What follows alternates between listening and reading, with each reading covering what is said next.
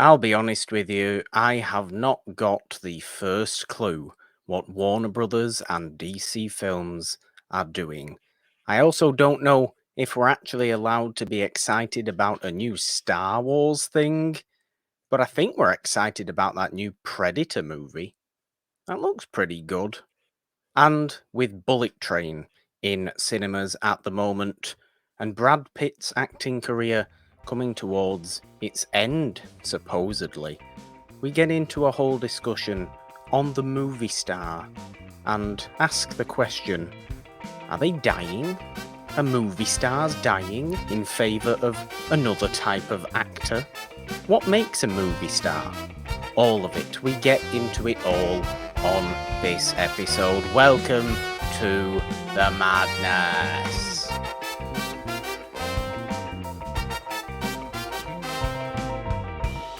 Hello everyone, welcome back to Monday Madness with Morgan and the Machine. Hello the Machine. Hello the Morgan. Thank you. It's episode 10 of Monday Madness. This is a small milestone that we have to celebrate. We do. Our next milestone, I think, will be 25, because I think that's how milestones work. Yes, so I think that's fair. Let's celebrate 10 episodes of Monday Madness with a nice, interesting one today, because I think we have a nice main discussion for today on the movie star. I think that's going to be quite interesting, because I actually do think they are a dying breed, to be honest with you. And certainly, the kind of attributes what make a movie star are dying within kind of major Hollywood productions, which is an interesting thing to get into, but there's plenty more before that, I think. Jeannine, should I ask the question? Yes, always. Well, so Jeannine, so a lot is up, as usual, Morgan. As usual, well, what's up first, I think, is quite sad, actually. Is it sad? We have a couple sad things. A couple sad things. Do we get the sad things not out of the way, not to shove the sad things to one side, because we shouldn't be doing that, granted what the sad things are, but I think would be quite nice to open the show with, I would say, respectful things as well. Okay.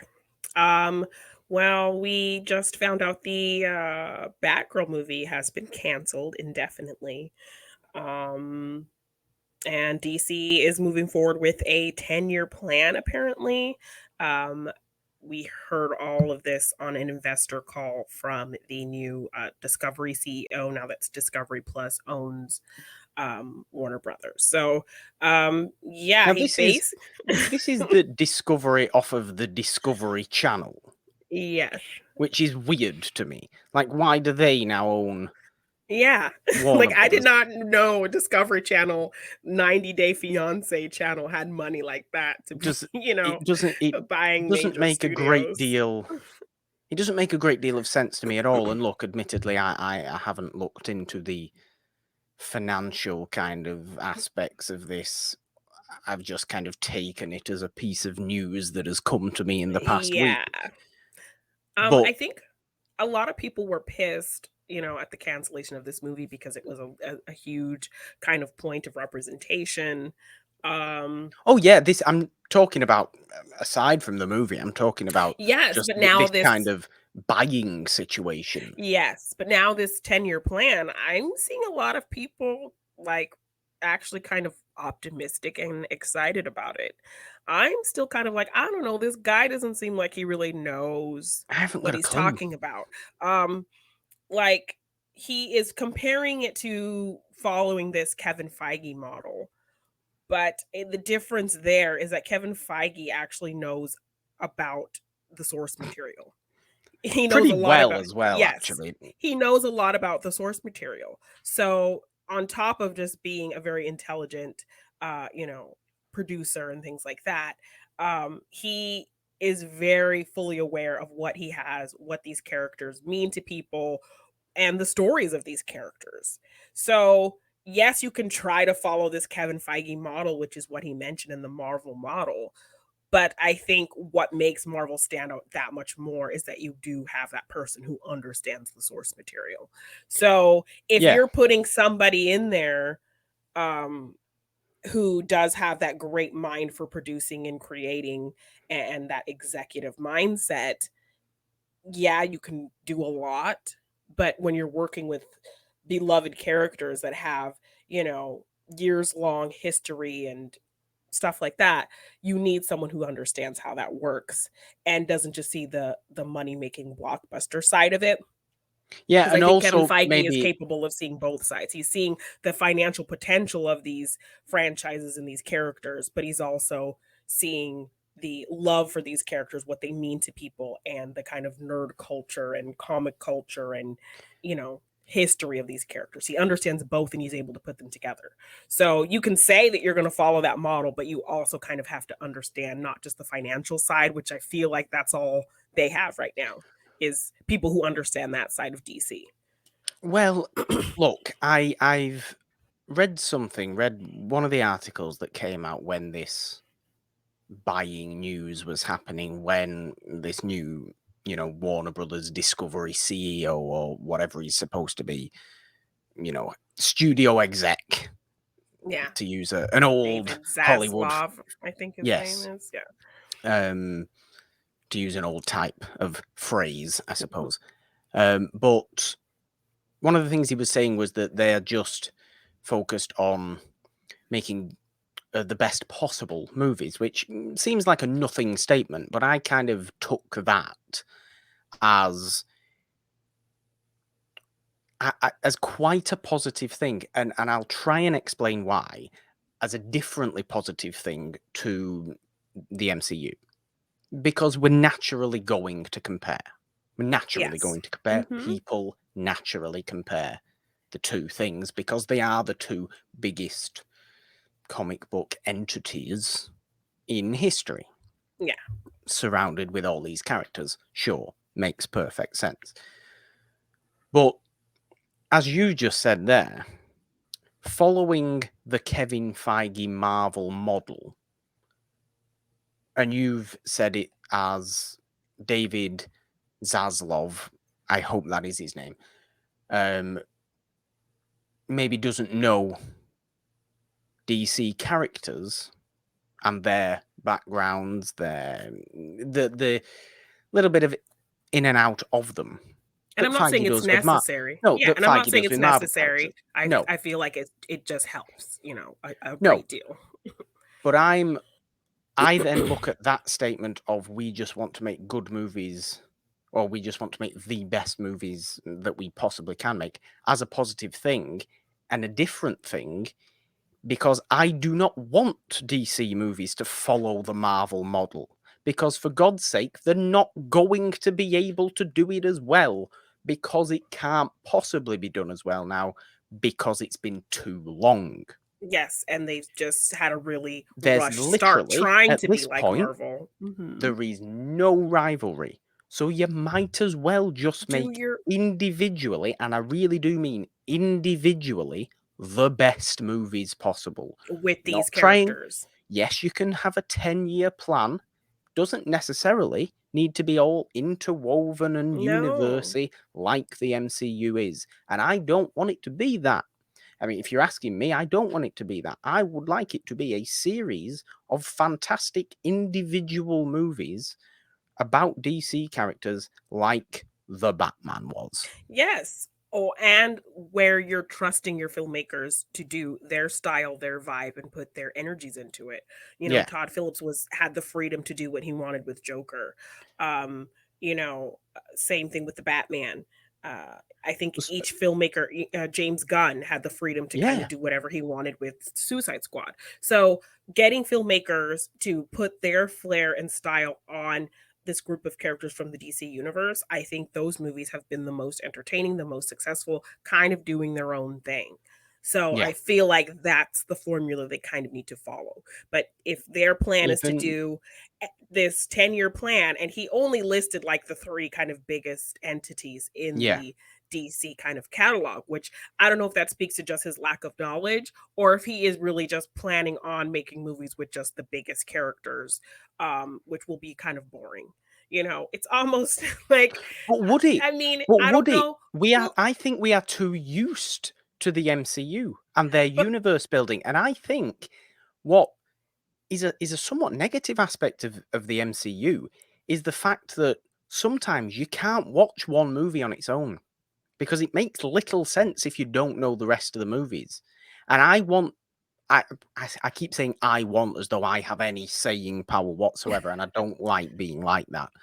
But I would hope that DC's angle now, or Warner Brothers discovering its weirdness and its weird, stupid logo that it's got. Oh my god, does that look bad as well? yeah. What's going on there? But I would hope that I'm really focusing on this best movies possible angle because who cares if they're connected? You might actually be able to watch the next 10 years of DC movies as individual movies. And admittedly, as much as we love it, you can't actually do that with Marvel because they don't make any sense on their own anymore. Or Yeah, I few of mean, you them do. have you have a handful that are their own things, and then like you get a end credit scene that then will connect it to other things. But most of them, like they are pretty interwoven, where you kind of have to watch another film in order to get what's happening in this next film. And so for him to say he wants to follow that formula is definitely making me feel like there's this interconnective plan that they're trying to do, but they're so late into it that I don't know how that's going to work if they're going to just start from scratch and erase everything, that kind of started all of this with, Zack Snyder stuff, or um just, build their kind of universe, but kind of completely clean slate, fresh thing. It So, does seem like every week we talk about some sort of confusion within DC movies though. yeah. And I don't I don't always want to talk about it. I wish we didn't always. I wish there wasn't always something to talk about in terms of, confusing or the confusing future of DC movies, which there just seems to be. But I would hope that we want to follow the model of Feige. I would hope that means strict planning and sticking to a strict plan as opposed to interwoven. Mm, okay. Yes, I because would we hope we it means that. honestly don't know what that Because we means. don't. No, we don't. But We I haven't think got a clue. surface level, you're gonna assume it means this interconnectivity because that's kind Yeah. of the biggest thing about the MCU model. So I'm curious to see what he means by that. I mean, he kind of made it kind of a dumb statement. We're not gonna release any film until it's done. I mean, okay. I mean, Okay. duh. Let's talk about Batgirl then, because that was a movie that was That was finished, and done. you didn't. You And decided to not release it because why? yes, but you still seemingly have plans to release The Flash, which has a lot of controversy around it. Nobody So I wants mean, it. yes, yes, that movie made it cost a lot of money to make, but are you going to recoup that money with how people feel about Ezra Miller and, your star being as problematic as he is? Do you think Aquaman 2 is going to make any money when you haven't even gave a definitive statement about Amber Heard being in your movie? Because yeah, I mean, there are people on both sides of the Amber Heard kind of controversy, but I think for the most part, if anything, even if you're kind of in the middle, even if you kind of think both her and Johnny Depp are both terrible people, I think both people who feel that way can also not get on board with Aquaman because, Yeah.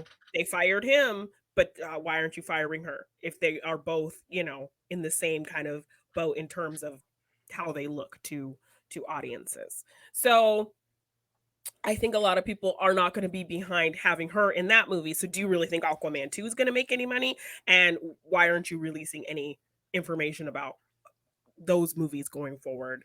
Because I think that's kind of what people want to know. And people getting frustrated with the fact that you're canceling Batgirl, but you're seemingly keeping these two movies with problematic people in them. So Yeah. that's another kind of thing that they haven't really addressed, which I think is frustrating for DC fans as well. It, So it's very frustrating and it's very strange and it's really yeah. strange that they would just not release in any format, a Yeah. completed movie. Yes, because it's either so I guess they're gonna, like, somehow get some kind of recouping by not releasing it somehow, Yeah, so it's some sort of dodgy tax situation, which, yeah, you know, people will say, "Oh, okay, that's a smart move." Well, I'm sorry, you're just some sort of boring person, aren't you? You just like financial things. You might as well work on the stock market, you boring, exactly, money like, person. this was people's time, and fans wanted to see this, and this was highly female character played by, a woman of color and, you know, multicultural directors and all of this stuff. So this movie was gonna mean something to people because of who was making it and who was in it. So it was gonna be like a new kind of shining star for Brendan Fraser to kind of get back into acting again. Right. And people absolutely want a huge redemption, not redemption, but a huge kind of Comeback. comeback story for him because he's been through so much in this industry and he deserves that. So this was going to be a big kind of, he was so excited about doing this movie. So it's just really disheartening all around the cancellation of this movie and the fact that it's not going to be released in any kind of aspect. So hopefully they can combat that with coming back with an actual plan that makes sense, that works, and that gives DC fans great movies. So I'm still kind of up in the air with, things that were said. I think a lot of people are hopeful about it, so that's great, but Well, I'm I'm still kind very of up like, in the air. I I'm don't very know. confused about I it. don't know. I, Yes. And I'm, then I'm there's talks of them like doing things to HBO Max, canceling a lot of kind of original shows that the channel was going to do, that they're having a lot of control over HBO Max and what's going to be on there. Um, Well, as long as they're not so cancelling any Song of Ice and Fire materials, I'll be fine. yeah, so that they're kind of confusing everyone as to the future of HBO Max because they have a lot of original content. They are like DC focused. They have a whole kind of Yeah. everything DC is now on HBO Max. So yeah, they're just basically I don't think that call really helped anything like in terms of clearing things up. It's like we have a 10-year No, not plan. at all. We want to follow the MCU model and the Kevin Feige model, but that's still unclear as to what part of that you want to follow. Still unclear as to problematic movies, still unclear as to the future of HBO Max. So I think for me it raised more questions than answered questions. Oh, 100%. So 100%. And has left me very confused as I yes. opened And this very upset that episode with.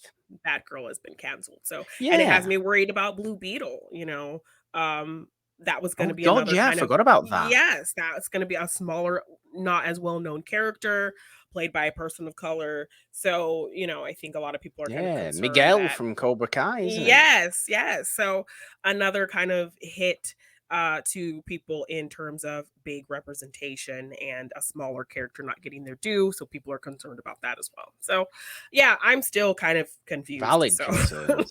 yeah, Very, very valid concerns. yes. I mean, the other DC thing I suppose we did get was a very, very small tease on And the a nice Joker little 2. distraction. I'm sure the timing of this release of this little teaser, I'm sure was not coincidental.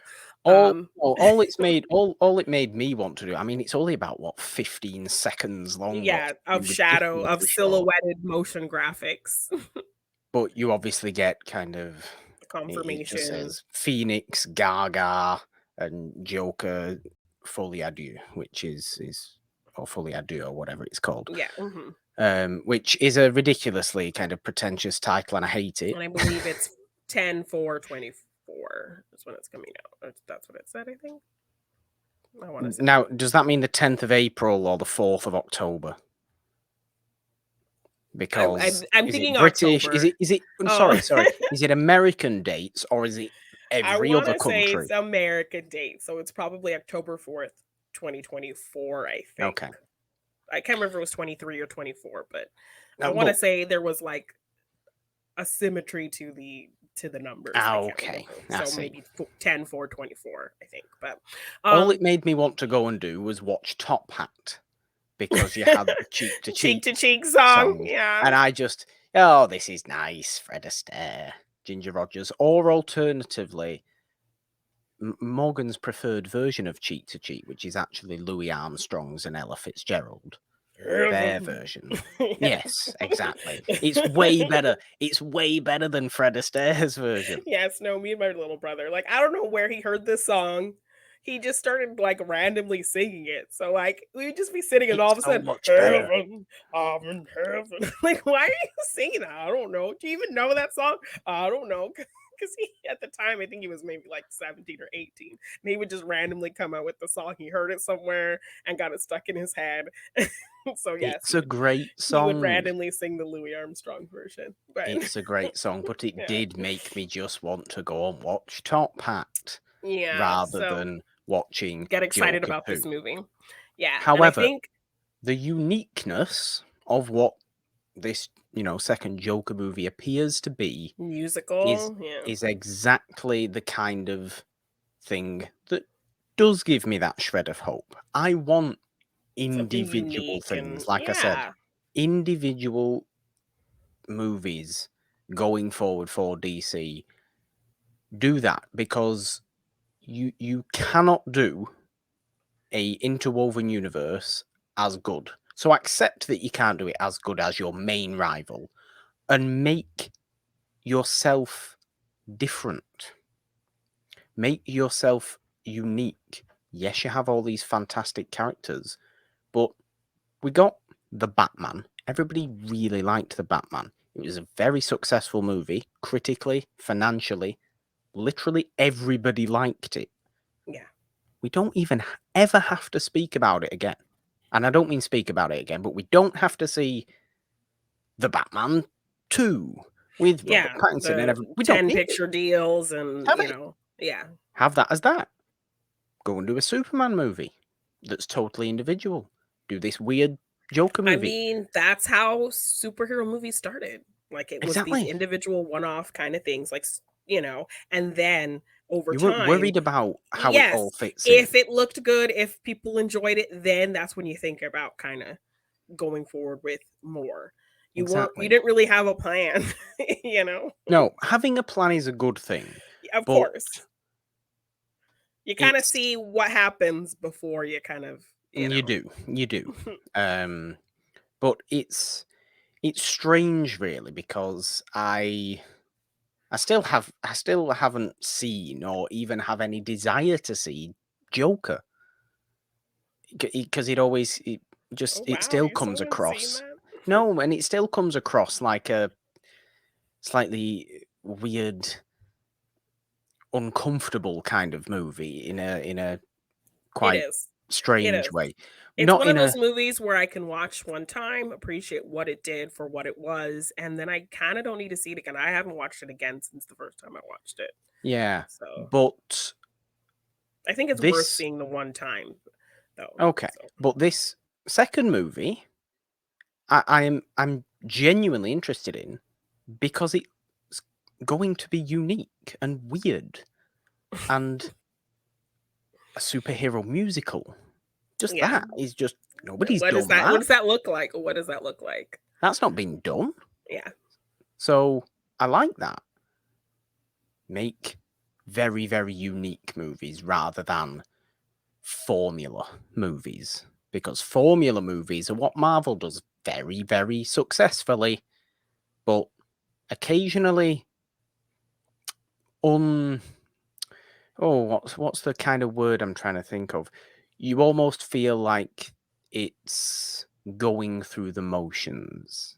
Yes, and it isn't Sometimes they don't until try particularly to stretch unique themselves. things. Yes. And it isn't until we get these shows now that we can actually get to know some of these characters on Yeah. more than this formulaic level.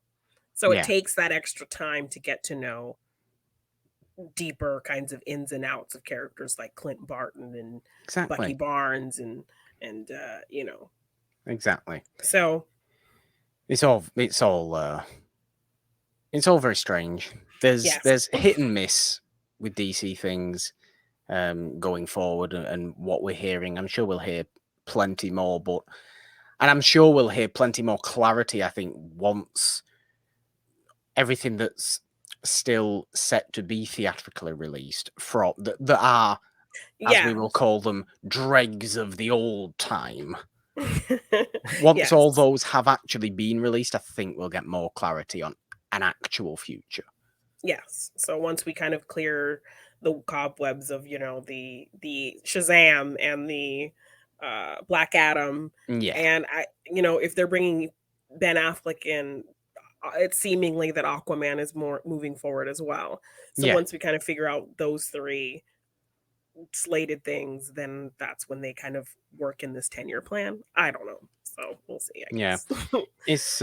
It's all very strange. It's all Yeah. very strange, Janine. I did want to actually I tried alluding to it at the beginning, but I did want to make sure we pay our respects to a couple of people that passed away this past week or since Yes. the last time we had an episode of Monday Madness. One pretty huge name was we lost Nichelle Nichols this week. Yes. You Yes. know, Very Uhura sad.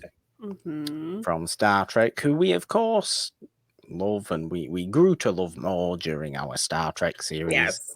of Morgan hasn't seen. She was so much more than Lieutenant Yeah. I Uhura as mean, well for people and she for literally, culture. yes, she literally had Martin Luther King Jr. convince her to stay on that show because he knew what her presence meant. Um, for people seeing her on that show. She tells this great story about how she had planned to quit the show. She wanted to pursue more in theater, which was kind of her first love. So she went to um, Roddenberry and told him, "I'm quitting the show. Here's my resignation letter." He's like, "No, Nichelle, just take the weekend and think about it." She says, "Fine, okay." So she gives him that her resignation letter, but he tells her, "Just sit on it, think about it. I'll put it in my drawer. We'll talk about this on Monday." She goes to some charity benefit thing, and somebody tells her this fan wants to meet her. So she's expecting some young fan to come up, and it's Martin Luther King Jr. And he says he's that big fan. He loves her show. It's the one show he lets his kids stay up and watch, and how much she means to him and all this stuff. And she's like, "Oh, I'm going to miss my cast when I leave." And he's like, "Wait, leave? No, you cannot quit this show." And, having you represent Black people in this way and, dignified and seeing them just as a part of this world and seeing that they can be anything, people need to see that. You need to stay on this show. You are of huge importance, being on this program. And so that next Monday, she comes and tells Jean that she's not quitting, and he hands her the ripped up pieces of the resignation letter. So, yeah, like the fact that her presence on that show meant so much and showed so many young women of color that they could be anything, um, means so much. And I think she definitely saw the importance in that and lived the rest of her life living up to kind of her representation of so many people. Yeah, So, and just loving being Uhura, yes. loving being known as being Uhura. I mean, I would say if you want to see Nichelle Nichols do something incredibly un-Uhura-ish in a movie, go and watch Truck Turner from 1974 with Isaac Hayes, where Nichelle Nichols is playing a foul-mouthed pimp. Ah. Yeah. And it's insane to even behold because you're I so remember you used telling me to her about just Truck being Turner. Yeah. incredibly dignified all And the time sophisticated. Yeah. and, very quite pleasant, reserved, and kind of let's do the job, help the crew, and I'm a very upstanding member of society, Yeah. and it's a total coin flip. But she's I love that. bizarrely great in that movie as well Yeah. as her one kind of delving into that particular world of movies because it's a black Exploitation. exploitation movie. I don't think she was in love with that genre in particular. Of course, it does have its negative Yeah. aspects to it as well as its positive aspects to it in terms of the history of black movies, I suppose. And she would clearly just much rather play Uhura, but she delved into it and she did a great job in that genre. The one time she was in it, I really kind of am very entertained by that particular movie and Yeah. find her performance in it That's awesome. fascinatingly hilarious. That's great. And so yeah, a true icon, I think it's Yes. safe to say. And I know she was struggling the past few years with her health and things like that. Yeah, I And believe she was, what, 89, I wanna yes, I say? think so. Um, it's a massive shame, but rest in power, Nichelle Nichols. Yes, You definitely. certainly will. She's kind of the shining example of, you know, the argument of, does representation in media matter? She's the Yeah. shining example that it does. So, I will always be thankful to her for that. And we also lost Pat Carroll. If you don't know that name, she was the voice of Ursula in The Little Mermaid. She was kind of one of the few villains to really kind of stand out and have a dynamic personality and wasn't just kind of this one note uh, villain. And I think that's wholly attributed to how Pat Carroll played that. So she was just kind of iconic for that specifically, and I think she means a lot to people Oh for her yeah, voice work, and so I just wanted to kind of give a little nod to Pat Carroll for definitely. I this mean, iconic character that really, and people are like kind of, if you even go through Disney TikTok a little bit, you see that kind of people advocating for Ursula. And I don't think they would do people that. love Ursula. Yes, I don't think people would do that had she not kind of added this flair and confidence and sass to this Yeah, character. So, absolutely, yes, so absolutely. so props to Pat Carroll and rest in peace to her as well. I mean, it seems like an awful lot of pretty big name people have been passing away somewhat Yes. recently. I can't even remember if last week. I'm sure I did, but Bernard Cribbins Oh, passing away, yes. who most people know from Doctor Who, but he's a fantastic, legendary British TV Yes, I icon saw and that. full of all in children's TV. And I remember a couple of Episodes episodes ago, ago, yeah. I was singing the Wombles, the underground, overground, wombling free, and Bernard Cribbins was the He was the Wombles. Wobbles, yeah. He was entirely the Wombles. I'm pretty sure I brought that up last week because I think that was last week, but I know this week as well. Bill Russell passed away, the basketball player, the Oh, most ridiculously decorated Boston Celtic who won like yeah. 6 championships in a row in the 60s. Oh, And I think wow. he was an 11-time NBA champion and holds all these ridiculous Yeah. records. One of basketball's biggest names and biggest human beings, because I think he was about He's super tall, yeah. 6'11" or something like that. Wow. Yeah. Yeah. But I saw he passed away as well this week. Who he Um, was obviously, especially being the kind of biggest and best yeah. and most successful name in basketball in the 60s, in particular for Bill Russell. It was certainly a kind of a race trailblazer as well, in Yeah. a similar sense to Nichelle Nichols in sci-fi. People like Bill Russell in basketball and Yeah. changing the face of top level professional basketball. So pay It's my awesome. respects to Bill Russell as well, who I Okay. think was also late 80s. So yeah. Anyway, respects Yes. paid. Rest easy, To all these wonderful people. Um, it's nice to do this sometimes yeah. when these things To happen. honor these amazing people. Yes, because it is all about honoring them. It's sad. We grieve, but we remember the positives that people have brought to our lives, and we honor them. This is Yes. the way of making this situation one that we can smile about, Yes. rather than one that we just get sad about, Yes. which I think is very important. There is a couple of other things we did want to talk about, though, Jeannine, before we get into our main discussion on movie stars and what they mean, though, Yes. is one of which is the trailer for the Cassian Andor Star Wars show. Yes. We are just Which, getting so many wonderful Latinos in Star Wars. and the fact is, as well, Diego Luna's accent is very strong. I love it. It's You great. can't hide it, can you? So it's No, we can't. very, very much kind of.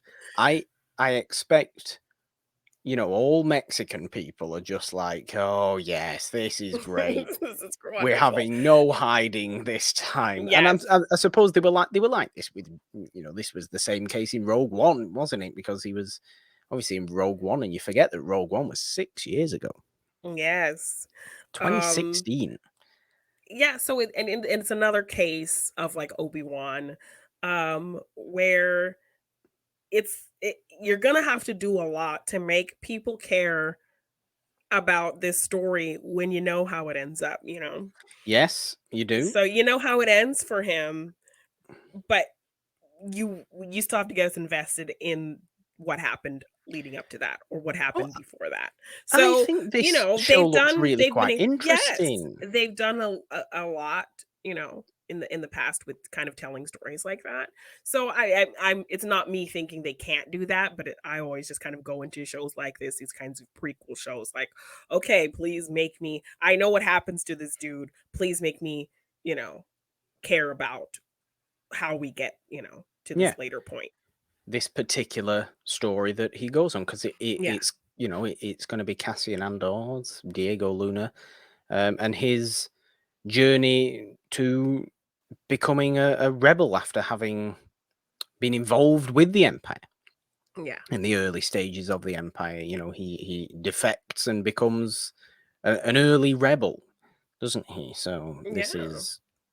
is his entire story, and he of course dies at the end of Rogue One after Yes. And helping steal the Death Star plans. That we know his end, like you have said, but it's the journey of getting there that we're going to get in this particular show. And really do like this period of Star Wars anyway. yeah, The in between, kind of these Revenge of big the Sith, events that we know. Hmm. the birth of the Empire, the birth of Yeah. the rebellion, and the early stages of the battle that we see, obviously, in the original trilogy. I'm interested in that time. It's why I really liked Rogue One, and I like anything that I get from Yeah. within that period. And I really do think this show looks pretty interesting. Like I Yes. said, though, I don't know if we're actually allowed to enjoy it anymore. I Otherwise, we're mean, just going to get hate. separate ourselves from the crazy rapid Star Wars fans and just enjoy what you want to enjoy and try to Yeah. ignore those loud voices. No, I like The Mandalorian. Yes. Generally, everybody likes The Mandalorian. I've loved every kind of Star Wars thing I've seen. As somebody who is very casual with my fandom of Star Wars, I don't know too deep in depth of things. Um, You know I've what I enjoyed find all the interesting, though? what? I find most interesting, and this is me being obsessed with kind of actors and individuals who are in things. Okay. Number one, I like that Forrest Whitaker's Saw Gerrera's back. I like that because I always liked him from Rogue One, and we can do more impressions of Saw Gerrera and just go lies, deception. What And will you become? what will you become? Yeah. And it's just ridiculous. Like, speak Yeah. with your mouth, Forrest. What are you saying? I don't know how to speak. I apologize for anybody that has to listen to me try and do that, but that's how he talks. Yes. That's how he talks. But I liked him as Saw Gerrera in Rogue One, so I like that he's back in there. Kyburn, he shows up in this. Qyburn from Game of Thrones, who I forget the Yes. name of the actor. But I saw him in Empire Gear, and I was like, it's Okay. Qyburn. Stellan Skarsgård. Like, I was literally gonna say, like, actors you think were in Star Wars or you think could be in Star Wars, and he is, like, on that list. He is. He fits entirely in there. Perfectly. And Yeah. and Fiona Shaw, Aunt Petunia's in there. Yes! I was like, "Is that Aunt Petunia?" I saw, like, a quick glimpse of What's she her. doing in Star Wars? This Yeah, is she and on the bizarre. list of people you don't think you would see in Star Wars. She is 100% on the list of people you do not expect to see. But no, it looks like we're gonna get stories with Mon Mothma as well, Mhm. who we've seen in a Oh, few yeah, I liked her Star little Wars kinda scene, projects. maybe they won't realize what I'm really doing. Yeah, I always liked. I've got some sort of not a fascination, but there was always just a slightly weird inside joke in my family in regards to Mon Mothma in Return of the Jedi, because you know those like top trumps trading card things. Mhm. So you had Star Wars ones, so we had Star Wars ones, right? And just Mon Mothma was one of them, and I just remember me and my cousins just playing these, and for some reason, I don't know why, it's a little bit harsh, but we would always refer to Mon Mothma, not by Mon Mothma, but we would just simply refer to her as elderly. What? Why? I don't know. She wasn't that old. No, she wasn't. I What just the think she was the fuck? oldest woman in Star Wars, and we just immediately just assumed, okay, Elderly. elderly. Wow. Not even a Terrible. last name. Not even a last Elderly? name. That's I terrible. can't hide from You this. awful young So people. this was when we were children. Any time Mon Mothma shows up, we're just like, I it's swear, Mon anyone in Mothma. their 30s is just elderly Yeah, apparently, to even apparently, children. I Awful. don't know. Awful. It is awful, but there's a slightly weird family inside thing Joke when it about, comes to oh, look, there's good old Mon elderly. Mothma. Terrible. It was Well, just this. yes, I don't know why it I'm was. I don't excited know for this why it show. was. It looks pretty good. So It does look good, and I'm into this period of Star Wars, and I'm into all these people that I'm seeing clips of that are in it that I never realized were in it because I don't know yeah. nothing about this show. I don't Yes, me read up neither. on things No, me neither. until I But kind yeah, of see them. yeah, Um, Stellan Skarsgård looks very legitimately kind of fitting. central and Yes. very good though. So Hmm. I'm into that. Nice to see him delve into other fandoms, isn't it? Yes, yes. Very nice. You also have seen a couple of movies, Jeannine, that I haven't actually Yeah. seen yet. One of which is this new Predator movie Which called everyone, Prey. yes, I mean, everyone is saying it's so good and it should have gotten a theatrical release. I watched it yesterday and it definitely deserved a theatrical release. This is probably the best Predator sequel of them all. Okay. So, very disappointing that this movie did not get a sequel. However, it was very weird. You're working with, early times, a Native American tribe, Yeah. and they are speaking English, like very kind of Yeah. modern feeling English, which I heard that they were going to also release another version where they're speaking in their native language. So I don't know I how that's think gonna it work if has they been. I think it has okay. been. I think there's now an option to, or there is becoming an option to have it in English, in the language Yeah. it was filmed in, or in a Comanche dub. Yes. Okay. So it's people are having this kind of debate as to how to watch the movie, and of whether to watch it in a kind of seemingly more appropriate dub, even though it's a Yeah. dub, Yeah. or the language it was actually filmed in. Which is interesting that they chose to make the native language the dub, because I don't know that It you see that is. very much. So, unless It it's like is, a but unless it's a film that's being released in a foreign country, so like an American movie being released in Italy, then you're gonna get an Italian dub. I That's mean, the only in a time I sense, think of. But a movie that's, American-made movie being pretty much mostly released in America for Americans, um, and not, like, for a specific country with a specific language, but people who live in America with a different language, dubbing the language. Yeah, It you seems almost kinda you al weird. you do almost think like, well, if you're gonna do a dub of it, why Do the didn't you Eng just film it in that language in the first place? Yes. Because that seems pretty appropriate given the fact that this is a Native American story. Yeah.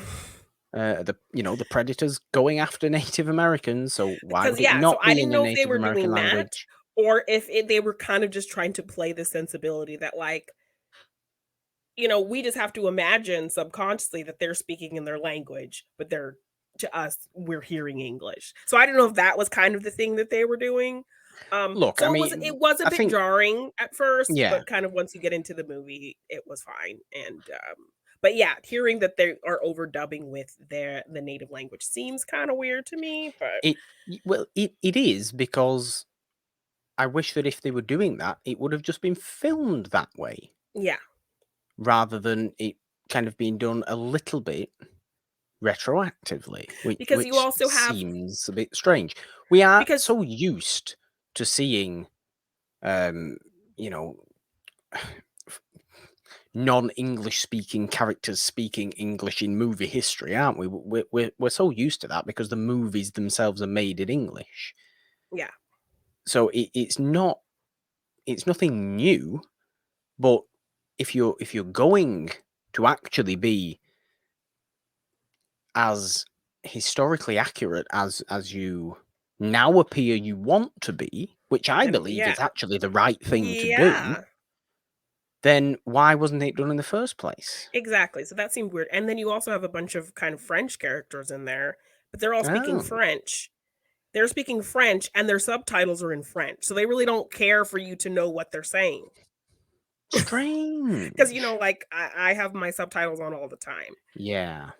So, yeah, they when the French people come in and they're speaking French, the subtitles are also in French, so they don't really care for you to kind of Right. understand what they're saying, you're just kinda supposed to get through body language what they're talking about. Um So yeah, that was weird to me as well, that you're gonna have the French people speaking French, but not the native people speaking, their language. So Very strange, very strange. yes, But but I'm overall, I think it's a great story. There was some great action in there. It definitely like we have a great female lead. Um I believe her name is Amber. Um I couldn't help you, I'm oh afraid. yeah, let me look her up because she was I am great. I am, however, excited to watch this movie myself. I'm more than able to have watched it. I just haven't watched it Amber Mid yet. Thunder.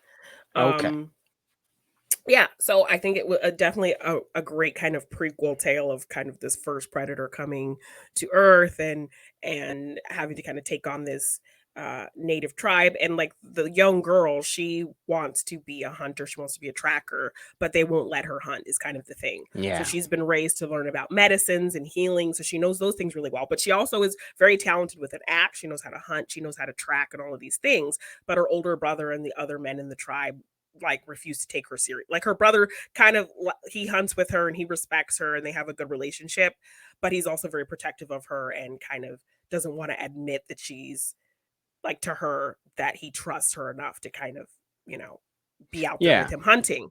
Um It certainly but sounds yes, so like a she gets a very, lot of very just good movie. yes. So it circles around, it opens up kind of around a lot of the tribe not having respect for her as a hunter. So that's when she kind of goes out on her own to prove that she is a hunter and then she runs into the predator. I see. Okay. So yeah, a lot of cool kills, a lot of cool I'm definitely gonna action. watch They this. run in with some Frenchmen that cause some kind of issues as well. And so it was a really good Typical movie. French, just me in my Yes, just Britishness taking getting over. my Yes. getting a little bit of classic English French bashing over and Of done with course, of there. course. So yes, I really enjoyed it and I'm really bummed. Hopefully they'll see how well it's doing on streaming and decide to release it theatrically. The opening titles were Searchlight with the Fox kind of Okay. fanfare. So I'm thinking it's one of those, Fox movies that, was sitting on a shelf. Disney bought Fox. And so Yeah. they're releasing all of these kind of unreleased Fox movies on streaming services. So hopefully they'll see how well it's doing and give it a theatrical release. It did get a kind of big premiere, like that people went to. So Okay. hopefully they will change their minds on it because everyone is saying this film should have been released in theaters. Another Searchlight film I watched that just came out was Not Okay. It's basically kind of this big social media movie. This girl, Chloe Deutsch, she um wants to be this big influencer. She's obsessed with that kind of culture of being famous online for doing whatever.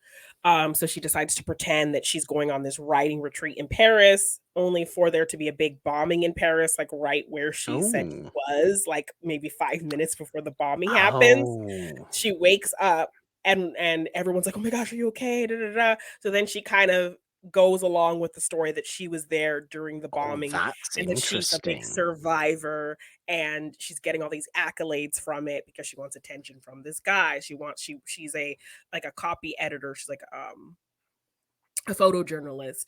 So she kind of wants to get more accolades at the magazine that she works or the online paper that she works at. So she, as she's getting more attention, she gets her own office at work.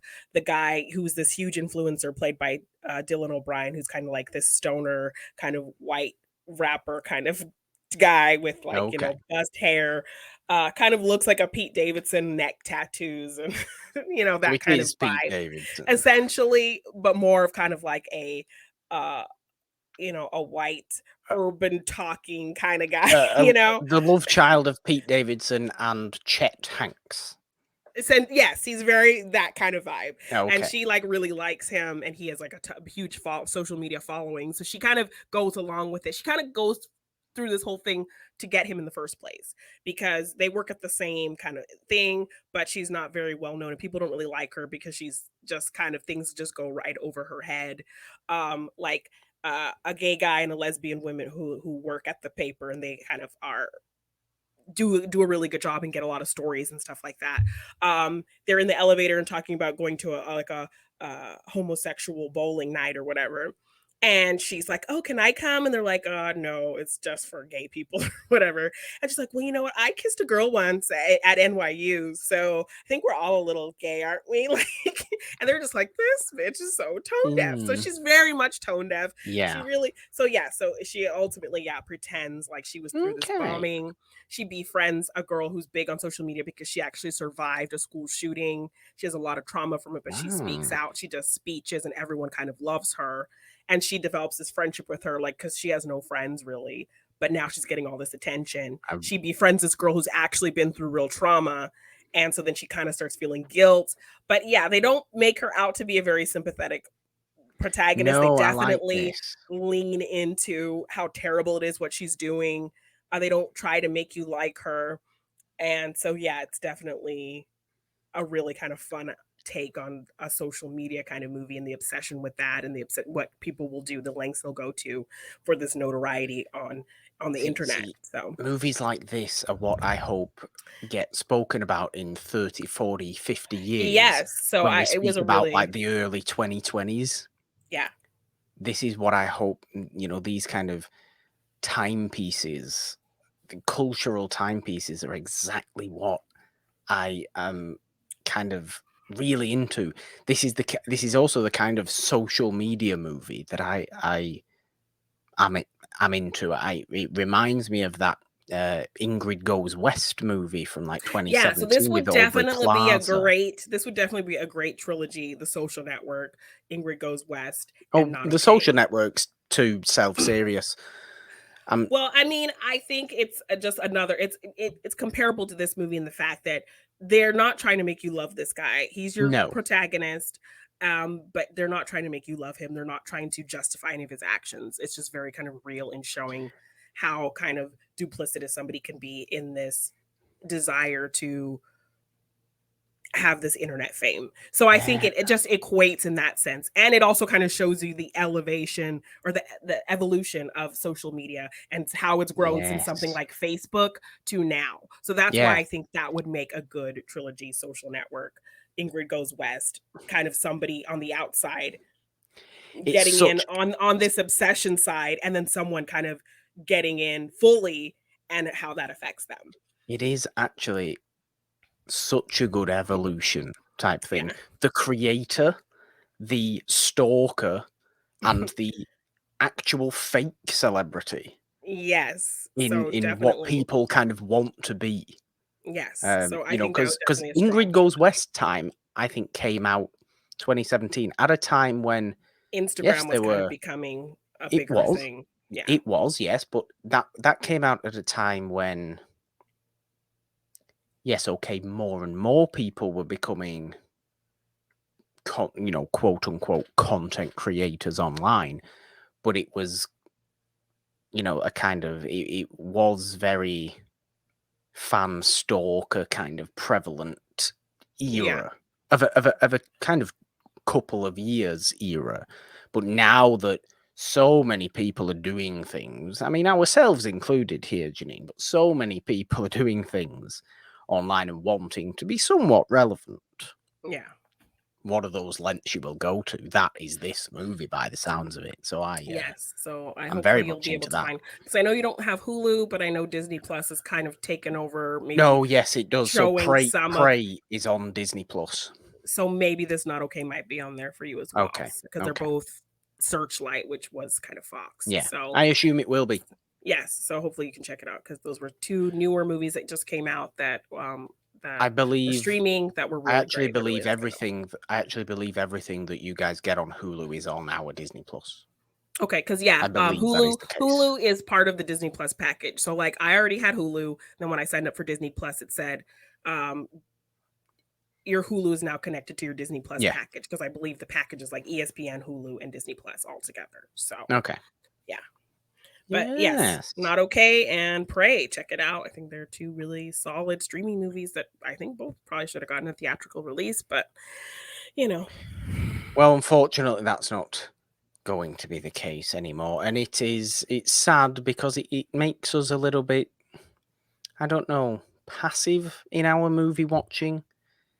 Makes us kind of not watch movies as we probably should watch them. yeah, because and like there's so many things coming out on streaming that that are solid things that you just miss, because it's just gets lost in the shuffle. Yeah. Like Hulu had another movie, Fresh. Or you watch them too casually. Yes, this horror movie, Fresh, with Sebastian Stan. It Yes, I basically remember is kind this of like, it movie. starts off as this rom-com and then it kind of veers into this horror movie, and I watched it as well, and it was really good. And you don't get kind of original stuff like that in theaters. So Yeah. yeah, streaming things do get kind of lost in the shuffle, so I think it's a good kind of moment on this show where we can highlight some streaming stuff that maybe you might miss. So yeah, watched a couple of good streaming things, but we did have something that did release in theaters. Yes. Um, I would just say before we do get into our Let's discussion, two stark statements, which are go to the cinema and buy physical media. yes, I you definitely make me want to get back into, because I remember being so excited to go to Best Buy or go to Target and see the newest release of a movie, get the one with the coolest case with the most special features. Um, and build my media collection. And then streaming services just came and it was like, oh, this is cheaper than buying it in the store. I can also get special features for the ones I want special features for on streaming. I'm just gonna get it on streaming. And so now I have a whole huge film collection of movies that I love, but they're only on streaming. And then I see all your great videos with your new physical media, and I'm like, oh, I miss that. I miss that excitement of going to the store and looking for the best, and doing research and looking for the best version of Yes, that yes, new yes, movie yes, that I yes, yes, want. yes. Yes. So It is the only way you can be guaranteed to actually permanently own any movie yourself. yes, yes. And what I will say is that for people watching this episode of Monday Madness, unfortunately, if you are listening on audio, you will not be able to see. But here is my next pile of Morgan's movie collection showcases. Yes. So I'm not going to directly show you all the titles, but that's the next Morgan's movie collection video. And now they're all over the floor, as you can just hear, thanks to that You heard that. bang Yes. as I was trying to calmly put them down. But yes. yes, Janine, let us get into our Let's Talk discussion. Yes, so we did Movie have a movie stars. that released this past Friday, Bullet Train, which is said to be one of Brad Pitt's last movies he's going to perform in as an actor. He says he wants to retire from acting and kind of go behind the camera. And Brad Pitt is one of those actors that definitely have this aura of being what we like to call a movie star. He Um, does. yes, he's definitely from that era of the 90s, that really kind of saw this kind of new boom of the kind of old Hollywood star. And I think that boom kind of came back again. I think this boom of the Hollywood star had its eras, and that kind of boom came back again in the 90s with actors like Tom Cruise and Brad Pitt and Denzel Washington and Julia Roberts and stuff like that. So, thinking about Brad Pitt being kind of one of the last of this kind of movie star personality leaving the spotlight, got me and you thinking about what makes a movie star and what actors do we consider movie stars and why. And so, yeah, we have a couple actors that we chose, and we're gonna kind of talk about what we think made them movie stars, some of their accolades, and why we think they kind of fit that mold, and Yeah. why we think this is kind of a dying kind of moniker for Yes. I actors. mean, we have one old star and Mhm. one more modern star each that we wanted to talk about. But yes, the dying breed of movie star, because the movie star is not simply the actor, the Yeah. performer. The movie star is something entirely on another level. The movie Yes. star to me, and I think both my people encompass this kind of idea quite well, is somebody you go to the movies simply to see them. The movie itself can be irrelevant. You Yeah. go because it's them. They are the name brand. And this is why the movie stars died or dying, because what are the most popular movies these days? It's IP and fandom. Yes. And it's like people playing the same character over and over and over again. When you had the era of the People movie look, star, you saw an actor you loved playing a plethora of different characters you and did. being able to change it up and have variety. However, And like you said, that's what drew you to the cinema, just because of that name recognition, yeah, not them and what playing were the they same going to do? character. Yes, now, and not them playing the same character like a Chris Evans. Chris Evans has done a ton of things, but Chris Evans played Captain America how many times?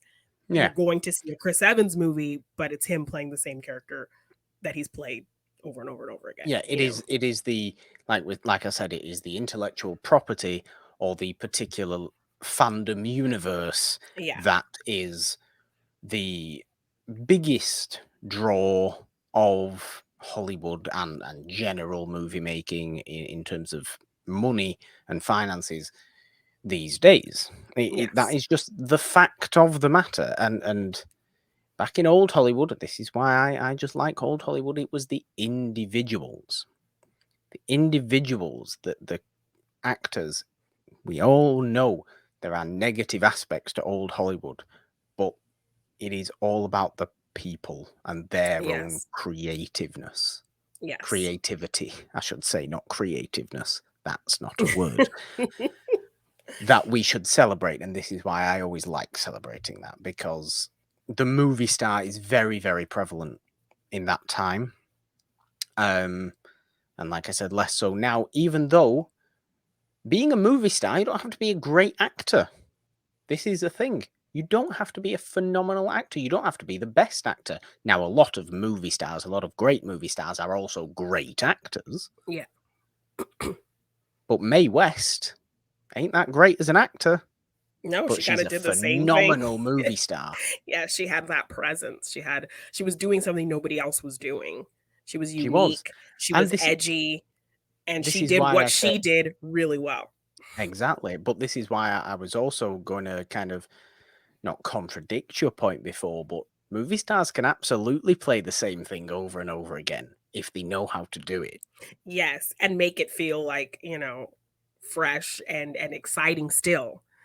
Mae West So isn't not even one not of my picks, particularly but the same character like a Captain America, but like the same kind of vibe of the character. Like yes, Brad Pitt. Brad Pitt tends to kind of play yes, while he does have a great range and he does action and he does drama and he does comedy.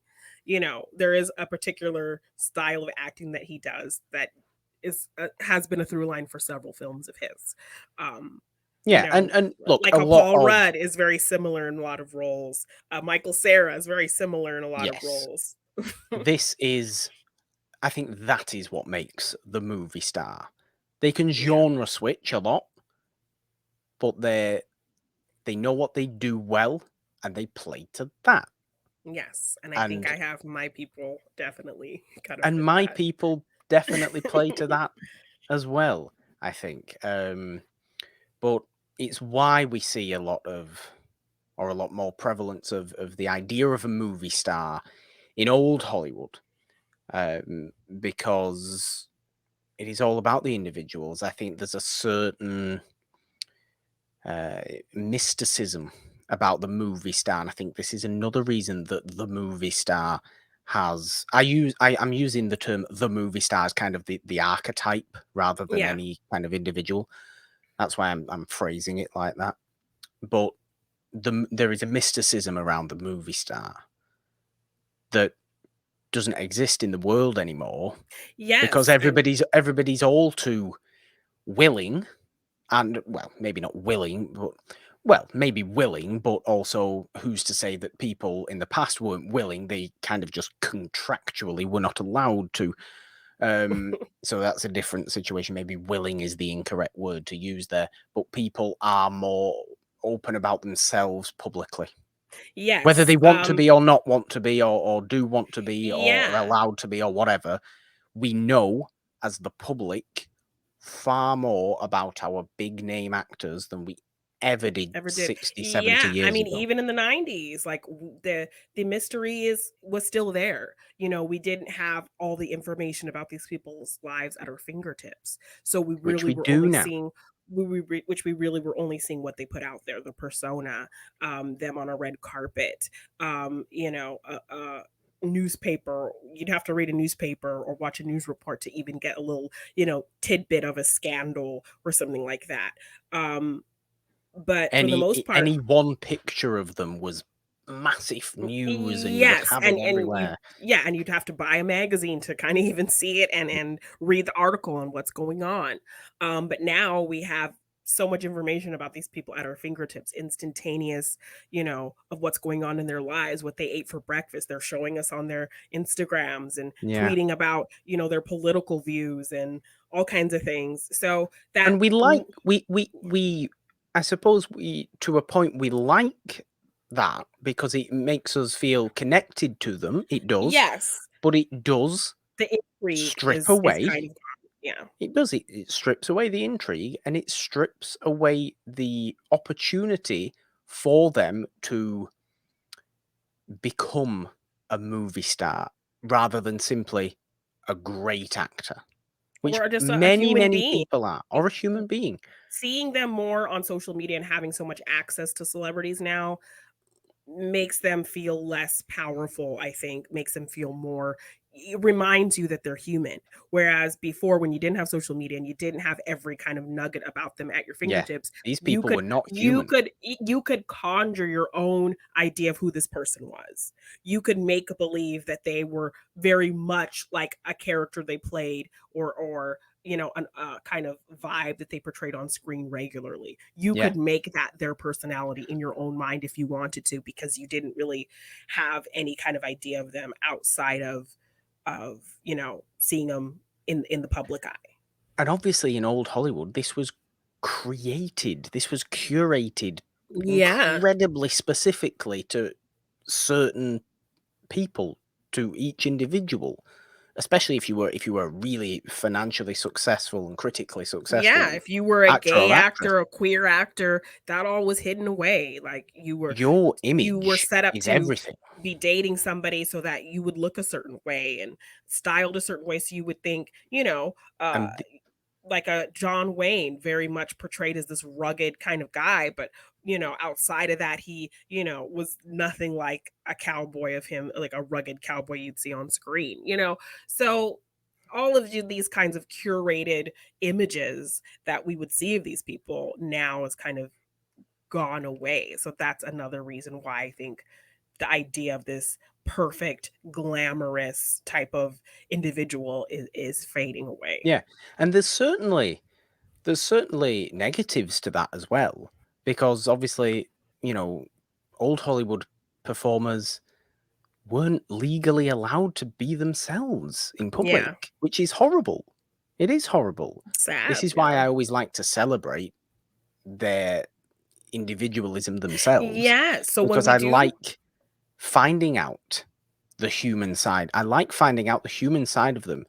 It doesn't stop them from being phenomenal movie stars, but the idea of the movie star is that curated image that yeah. is just not present anymore. But I almost there's positives and negatives to both, really, isn't Yeah, it? and Because even in terms of, like, the persona, sometimes if a celebrity had a scandal, they would play it up for that attention to get this kind of bad yeah, it boy, would be a very bad positive girl. thing. Or you would kind of bury things like that and only show this kind of clean cut side of them and make that what they were kind of known for. Think of like an Elizabeth Taylor and a Debbie Reynolds type Yeah. kind of situation. If somebody had a scandal, you'd just put them in a noir movie instead of in a comedy. And Yeah. that would be like, oh yeah, we've heard about this scandal that whoever has been having. We're gonna see her be a bit scandalous on the screen now, or we're gonna Yeah. see him be a bit scandalous on the screen now. I'm interested in that. It's all about money, obviously. It's Yeah. all about the studios making money. It's all a monopolization, sure. These are the negative aspects of it, but the positive aspects of it are the reverence that these people rightly received for Yeah. their incredible talents. Way more so than I think the great actors of today receive, because they're too human. Yeah.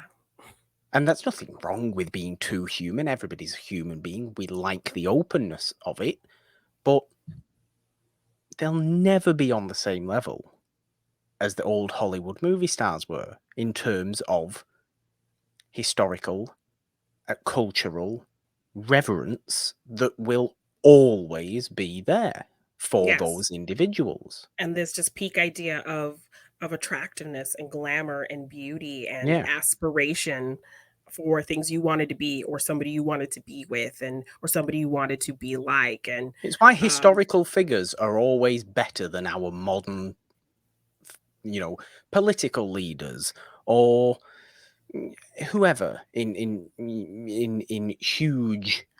Think of whether it's world leaders, whether it's high profile athletes, scientists, whoever. Historical individuals of that same kind are always going. You're always going to be prefer them to the ones we have now, because there's a mysticism. yes, like you have your George Washington. He did terrible things that like now have come to light or now that people are just talking about publicly. But he has this whole idea of being this great this and that and whatever. But when you really delve into it, he did just as terrible things as any other politician, Yeah, but he's still kind of held up as this kind of ideal. And then yeah. you look at like a Donald Trump, who was also a president and can pick so many things that you hate about him and what he's done wrong and how he's an idiot and all of these things. But it's simply He because we know far more. Yes. So definitely kind of a good comparable type thing of, just being in an era where we had less information so we could kind of go along with what we were being fed about this person. We And could look, watch admittedly, their that's movies and watch their interviews and put all that stock into that idea that they were projecting to us, whether it was real or not. yeah, So, exactly. And this is what we're saying, whether it was real or not. So we're not saying it's a good thing. We're not saying it's entirely bad thing. Like we said, there's positives and negatives to both, but the idea of the movie star is a fascinating one that Yeah. is very much dying out. And I think what also kind of maybe holds it together for the few that we have left is that they were able to kind of reveal that the positive sides of their movie stardom now in this era of knowing everything about a person still kind of hold up. So yes, Yeah. Tom Cruise, ideal kind of movie star for the attractiveness, the public kind of glamorous relationship with another beautiful actress, and doing these big budget movies and blockbusters and things, while having a very weird personal life. People can kind of put that aside and hear about how wonderful he is on the set, hear how he cares about everyone in the filmmaking aspect, see him talk about how important it is for him to have people see movies as they should have been seen on a screen, and how he cares about the movie making process, and seeing that that's a real part of him that cares about making movies and cares about that whole idea of movie making and cares about everything that goes into it, the people on the set, the creatives behind the scenes, the music of a movie. He cares about all those aspects. So holding up a positive ideal of being a movie star, and that idea of that you have about a movie star, the fact that he still has that attribute today when you know so much more about the behind the scenes of that person, Yeah, still makes them still hold that movie it star does. moniker. Entirely. It absolutely does. And, particularly with somebody like Tom Cruise, it's really fascinating that he is still a movie star. And Yeah. he's very much thought of as a movie star because we know all the weirdness in his personal life. Yes, But but he the is positives one. about him are still true in Yeah. terms of, that other side of him, that you can still respect him Yeah. and see that he, has that star power But he's one still. of very, very few people who today can still sell a movie based on their name alone. Yes. Yes, he's in franchises, and some of his most successful movies are the franchises. Mission Impossible, look at what Top Gun Maverick did. But he can still sell original movies just by being in them, just by Yes. him being the star. And the But thing that we talked about, him keeping a same character fresh and yes, new, and and yeah. I think Brad Pitt can still do that, and I expect Bullet Train to be quite successful. Yes. I don't know if it is an IP. I think it might be. I think it might be a graphic novel. I'm not I sure. think so, but I'm not entirely sure. The fact that I'm not entirely sure, I entirely view this as an original movie Yeah, that me I think too. will do well simply because he's the lead. Yes. Um, Now, I don't think either of those two are our modern picks No, that we no. have both chosen. Janine, would you like to start with our modern ones or with our older ones? Let's start with our older ones. Well, let's start with our older ones then. Janine, who do you have as a notable, maybe a particular favourite of yours, older movie star? I have Betty Davis. Oh, yes. Just kind of iconic. She's done so many roles. She has so much variety in her filmography. Um, 11 Oscar nominations, I believe, 2 Yeah. wins, the first female Academy president, I believe. Um, Okay. you know, there are songs about her eyes and just how, disarming her There's, look was. I do like that song as well. I Betty do. Davis eyes. It's a good song. Um, so yeah, like she had a very unique look. She had a very, I think I talk a lot about how, these old kind of cartoons would do these drawings of old Hollywood actors with very dramatic features. And that's kind of how I learned about these people. So then when, I started watching more of their movies, I'm kind of going back to this kind of Tex Avery kind of drawing of Yeah. them, and the eyes were always very kind of on the drawings of Betty Davis and very much exaggerated. So, she had a very unique look, but she also kind of portrayed that glamour of a movie star. So she's walking a red carpet in a fancy gown, and the way she talked and the way she carried herself was very much what you think of when you think of an old Hollywood movie star. Just the range of performances she was able to give. How she worked with so many different people and kind of was able to portray a chemistry with everyone. Yeah. Yeah, she was just kind of dynamic to watch, magnetic to watch, um, in life outside of a movie on a red carpet and in film as well. There's So there's fascinating interviews with on the Dick Cavett show with Betty Davis. If you can get like full episodes of it on yeah, YouTube. Because this is the thing with old Hollywood movie stars as well.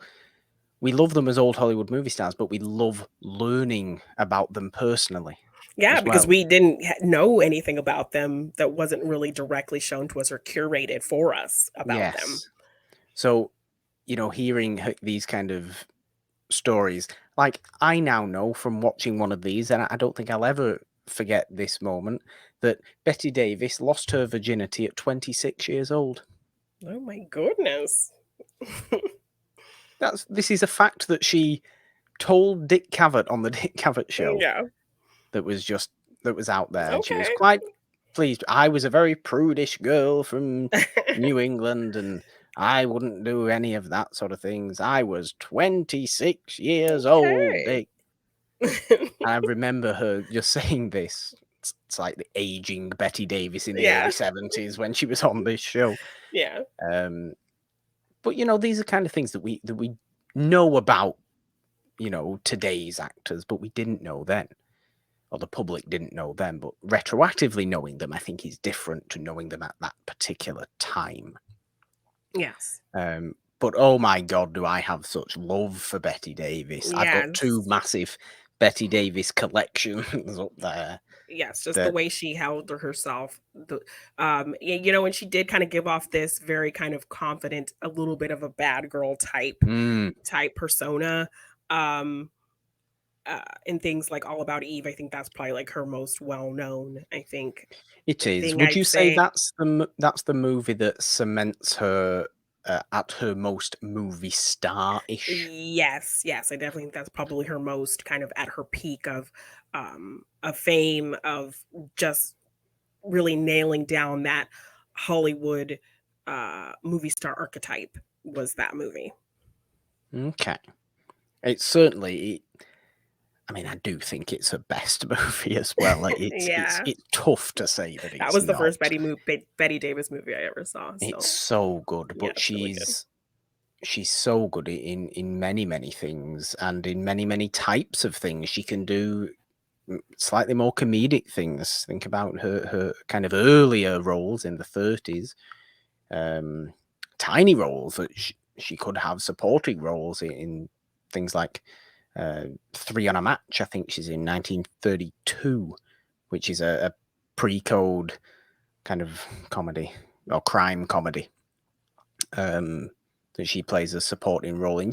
I think someone like Betty Davis is most known for somewhat melancholic drama.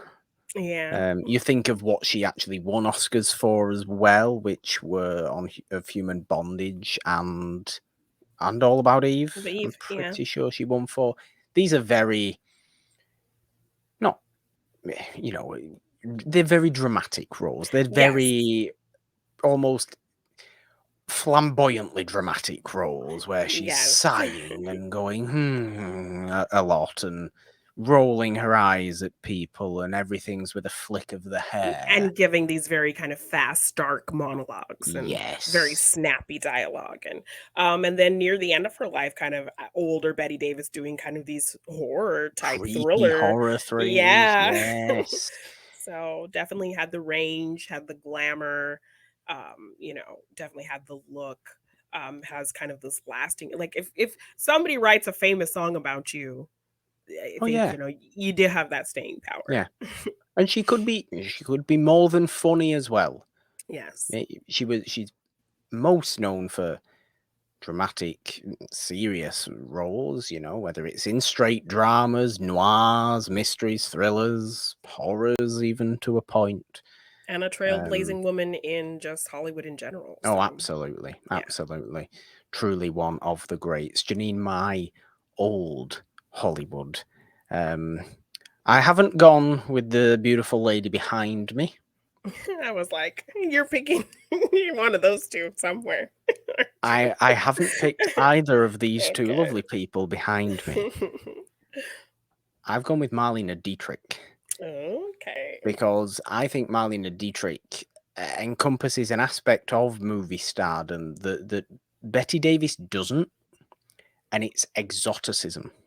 Oh yes. And I think the idea of being exotic, it's another of this kind of curated Movie image star. aspect of Yes. it Yeah, and this that can intrigue. come across as negative sometimes, because you'd be like, oh, look at this exotic other type of woman. I'm Yes, intrigued trying by to be this. in our American movies and Yes. yeah. So we're And interested in this. European How will bias at the exactly time and yeah. exactly? But it's an aspect that Marlena had, and that Marlene Dietrich performed to incredibly well. I mean, I say all the time how much I love her and Joseph von Sternberg's movies. When she first came over to um, the US from Germany, she was in silent movies.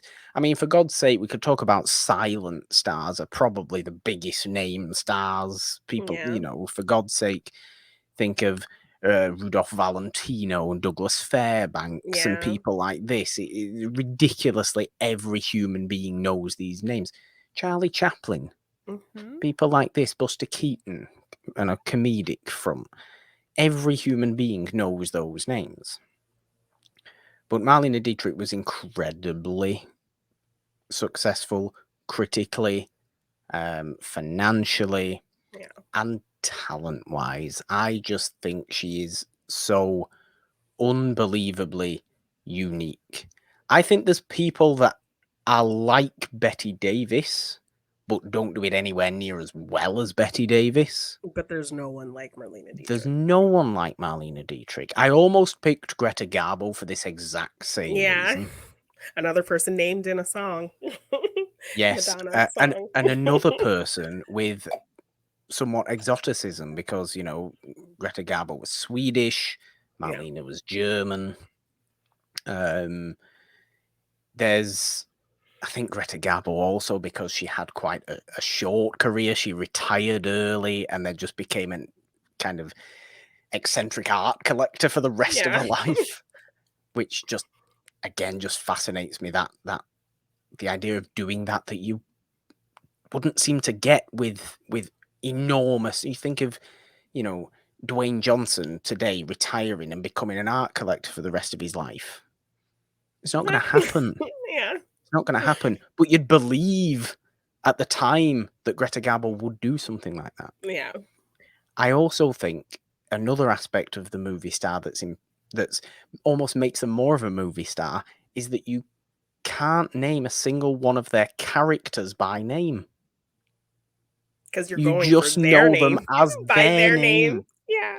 Could you tell me the name of any Greta Garbo character No. apart from the biographical ones? So you're not allowed Anna Karenina. But No. Yes. no, you couldn't. No, you couldn't. Could you tell me the name? I mean, off the top of your head, of any Marlene Dietrich character? No, because it's Marlene Dietrich. You don't Yes, care as the about the name of the character. You That's care a good about the point. individual. Yeah. But I do not need to speak too much about my love of her and Joseph von Sternberg's movies. This is the peak of her career as far as Yes. I'm concerned. When she first comes over, you get The Blue Angel, which she made in Germany, first movie with von Sternberg that's in German and English. There's two versions of it that were Yes. filmed at the same time. It's fascinating. Comes to America, makes 6 movies, 5 movies, 6 movies at Paramount. Also, with the von androgyny Sternberg. woman in a The, suit, that's the there kind of is shining image Morocco. inspired people like Madonna, the kissing the woman, like all of that very Yes, much standout trailblazer, the one unique. image, the one Yeah. image that you just need, which is Marlena in the top hat Yeah. from Morocco. The one movie she was nominated for an Oscar for, which seems Crazy. strange when you think about the size of star that Marlena Yes, Dietrich and was. you always make fun of me, but I have to bring it up again. Bring it Witness up for the again. prosecution. No, So good. we're going to get to Witness. Do not get ahead. You always I tease will me because allow I you love to that talk movie about Witness for the so much. prosecution. I will allow you to talk about Witness for the prosecution. But I want to I think the peak of her movie stardom, for me, is The Scarlet Empress from 1935, 34, 35-ish. And it is, I think, historical biographies or historical biopics are a big genre for movie stars. Yeah. I think a movie star becomes a real movie star, takes that next level when they do great historical biopics. And this is Catherine the Great of Russia. And this is The Scarlet Empress. The Scarlet Empress is a great movie. Yeah. And it comes later in her, in her and von Sternberg's partnership. So they're taking all the great stuff they've done throughout Morocco and Blonde Venus and Shanghai Express, all these great movies, Yeah. bringing it forward, The Blue Angel as well, bringing it forward into The Scarlet Empress, which I think is my favorite movie of hers of the 30s of that time. Because admittedly, I do think Witness for the Prosecution is my favourite movie of Yes. So Marlene Dietrich. I good. do. But there's also the not retirement, not even semi-retirement, but slowing down of a career that Yeah. Marlena had as well. Was she had the 30s. She was labelled box office poison at the end of the 30s for some stupid reason because one movie flopped, Yeah. So she didn't necessarily slow down at that point. She came back.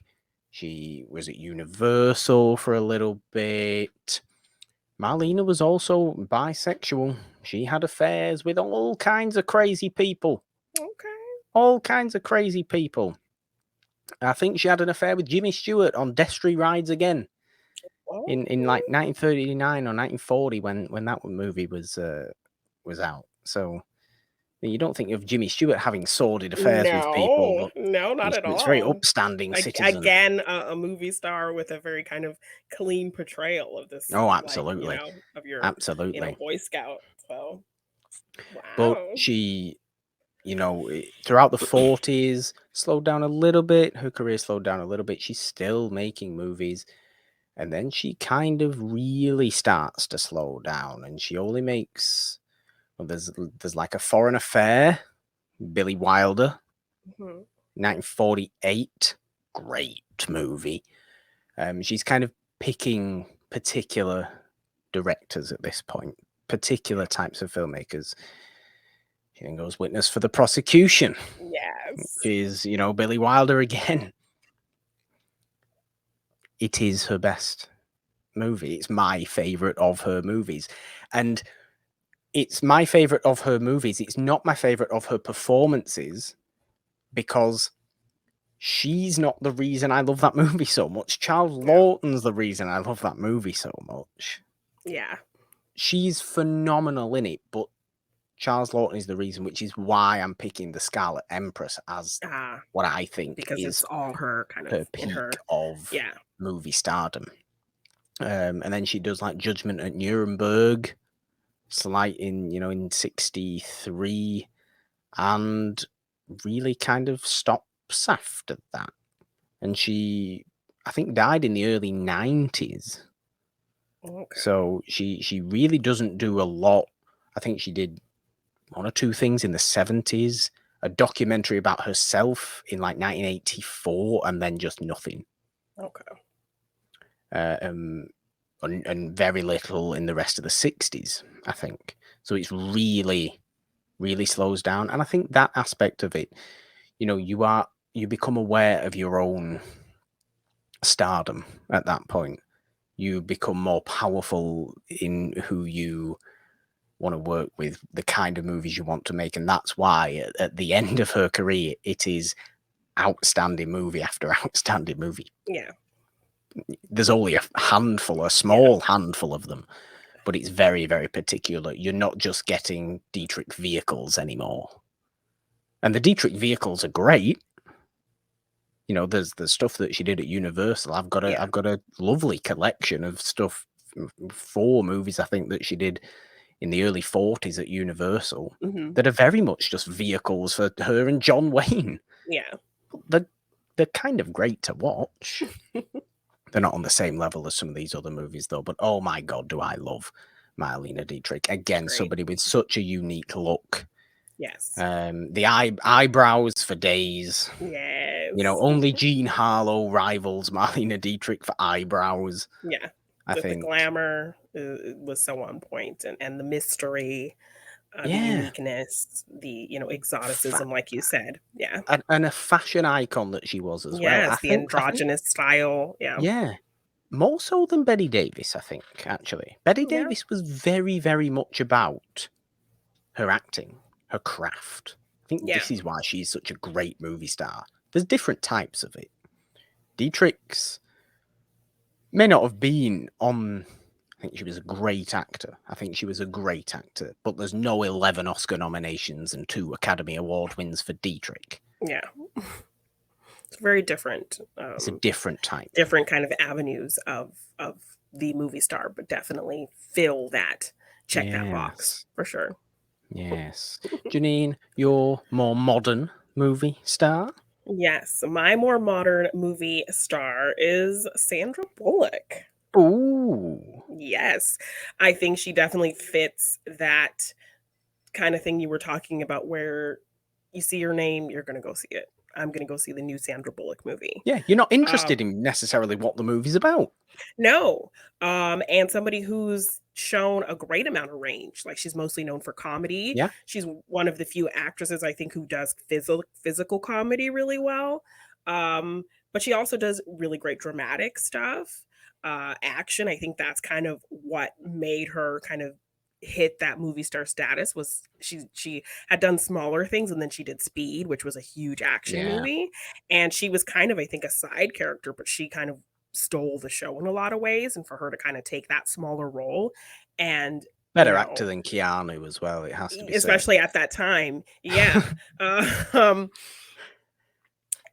She definitely shined so bright in that movie that I think that's what kind of got her on the map. And then I think something like Miss Congeniality is something that really put her over the top as kind of maybe sharing / stealing that rom-com queen moniker from Meg Ryan. So her name was getting used when you were kind of trying to find your kind of rom-com person. I think I remember a line in Scream 2 when Jada Pinkett's character, doesn't want to go see the scary movie Stab, and she's like, Sandra Bullock's playing right down the street. We could go see Sandra Bullock, Yeah. So when you can use your name in that way and know exactly what that means, they're referencing a light, fun rom-com with Sandra Bullock. And all she has to say is, we're going to go, I would rather see that Sandra Bullock movie than you kind of already know what that is referencing. So when you can just use somebody's name as a reference to something, they've obviously met a level of success and notoriety that warrants that. And the fact that she has kind of been one of the very scandal-free kind of movie stars. She's always seemed like a very good, positive, happy person who's not afraid to kind of share deeper things about herself, but she hasn't had any huge scandals. She's always kind of been seen as a very kind of positive person, and a great actress. 2 Oscar nominations, 1 win, with just a great range. She's beautiful. She's funny. She's kind of very sparkling and charming. And you just fall in love with her. And even now, like, a lot of her stuff could come off so kind of corny, but she leans into that, you know, and has fun with that. So like The Lost City, that this rom-com very much in the essence of movies she did in the 90s and early 2000s could have played so old, could have felt tired, could have been very corny and cheesy, but she really kind of had fun with that aspect of it. And that movie, I had a lot of fun with that movie. I thought it was going to be like, this is going to feel like they're making a 1999 2000s movie in 2022. This is going to be so cheesy and stupid. And I had so much fun with that movie. She still looked amazing and gorgeous and glamour. She was hilarious. She had some great physical comedy. She had some great romantic chemistry with Channing Tatum, a kind of younger, of his time actor, and she still Yeah, was, very much well paired with him. Um and she's still so fun and dynamic to watch after, all this time. And so yeah, absolutely love Sandra Bullock. She definitely has been propped up as that movie star when you can kind of just use her name synonymously with a specific kind of genre, but we've also seen her do more than that really absolutely. well. So love, love, Absolutely. love Sandra Bullock. Every time, yeah, I just hear her name and I want to go see it, whether it was in the 90s and today. Like, I still, Sandra Bullock, I want to see that movie. I don't think there's a handful of movies of hers that like I don't like, but I think almost anything I've seen her in, she's been great. Yeah. So Yeah, I get that entirely, Janine. yes. I really do. My modern movie star is somebody a little bit different, somebody very obvious. Many people Okay. refer to him as the modern Jimmy Stewart Oh. because I've gone with Tom Hanks, Ah, yes. who I think can sell a movie on his name. I Hmm. think it doesn't necessarily matter. I don't think he has played up to simply selling a movie on his name as much as he possibly Good. could have gotten away with. Yeah. He, but he is like very similar to Sandra Bullock. He's an incredibly scandal-free person. Yeah. I mean, if anything, Everybody, it's more his ridiculous son who it is has his more book, scandal who I than him. brought before, Yeah, didn't white I? chocolate, Chet Hanks. Who is just ridiculous. But that's not But Tom. long married, That's not no Tom. scandalous affairs, But Tom Hanks to me is the perfect modern movie star because not only is he an enormous name that everybody loves, he has an incredible range of movies. Mhm. He's a far better actor than any other modern movie star or any other of the more modern movie stars. I think he is actually the best actor of them, multi Oscar winning. Yeah.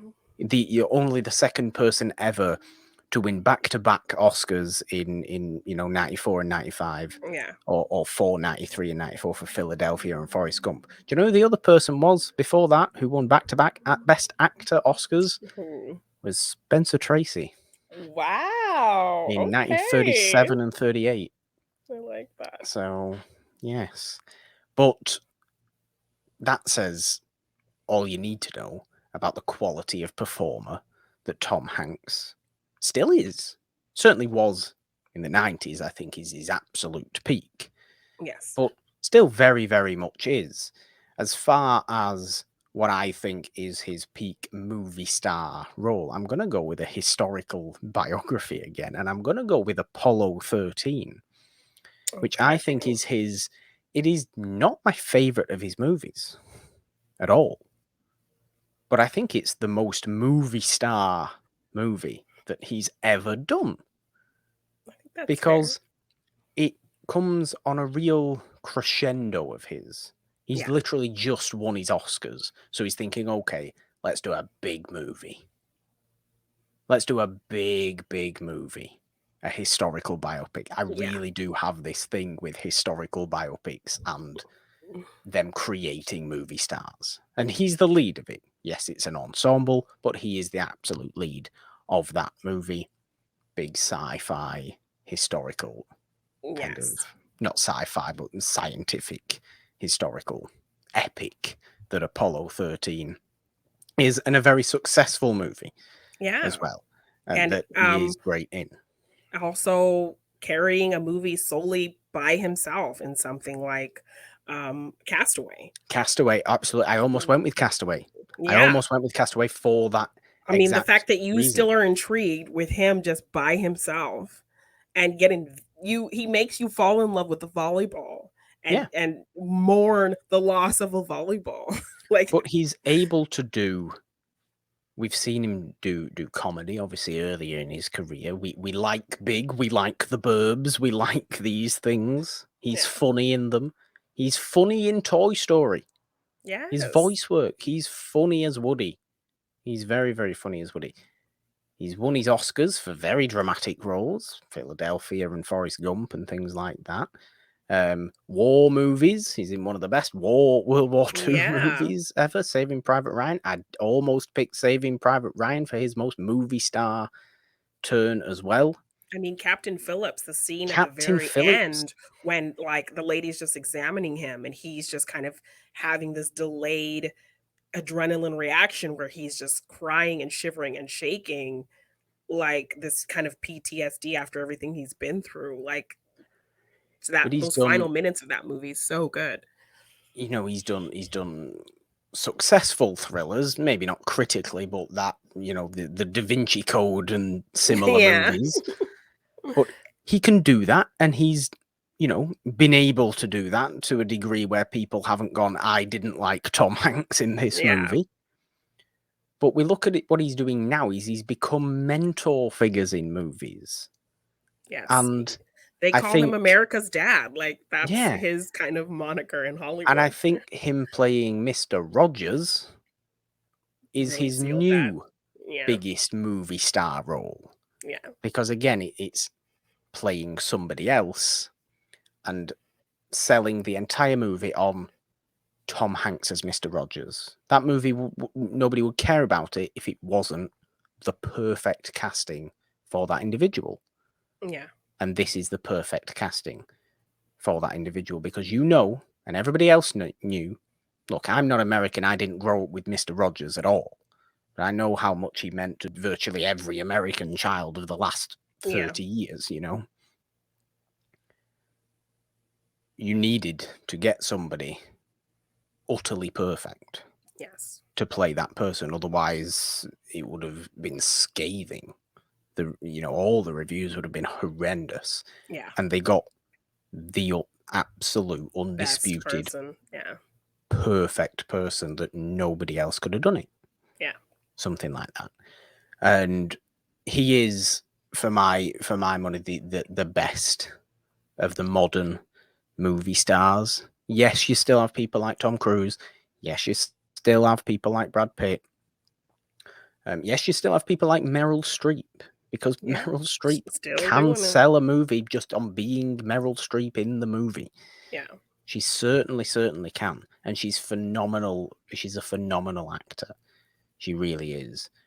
But in terms of off-screen persona as well, Tom Hanks is a cut above, I think, as far as the Agreed. modern movie star goes. So yes. Awesome. Good picks. Well, there we go. I think, Jeannine, let's get Yes. into a little bit of fun and games. What do we have for the fun and games today? So we picked each 5 actors that we think embodied the movie star aspect or did at one time. And we have to guess their IMDb, their first known for movie that is Yeah. listed on IMDb, with a bonus point if we can guess the second movie in their known for section of their IMDb. Yes. So it's maybe not. It can be weird sometimes, this, because Yes. some people have things that you might not expect them to have over other Yeah. things, but they're all Exactly. obviously pretty well-known movies from pretty Yes. well-known people.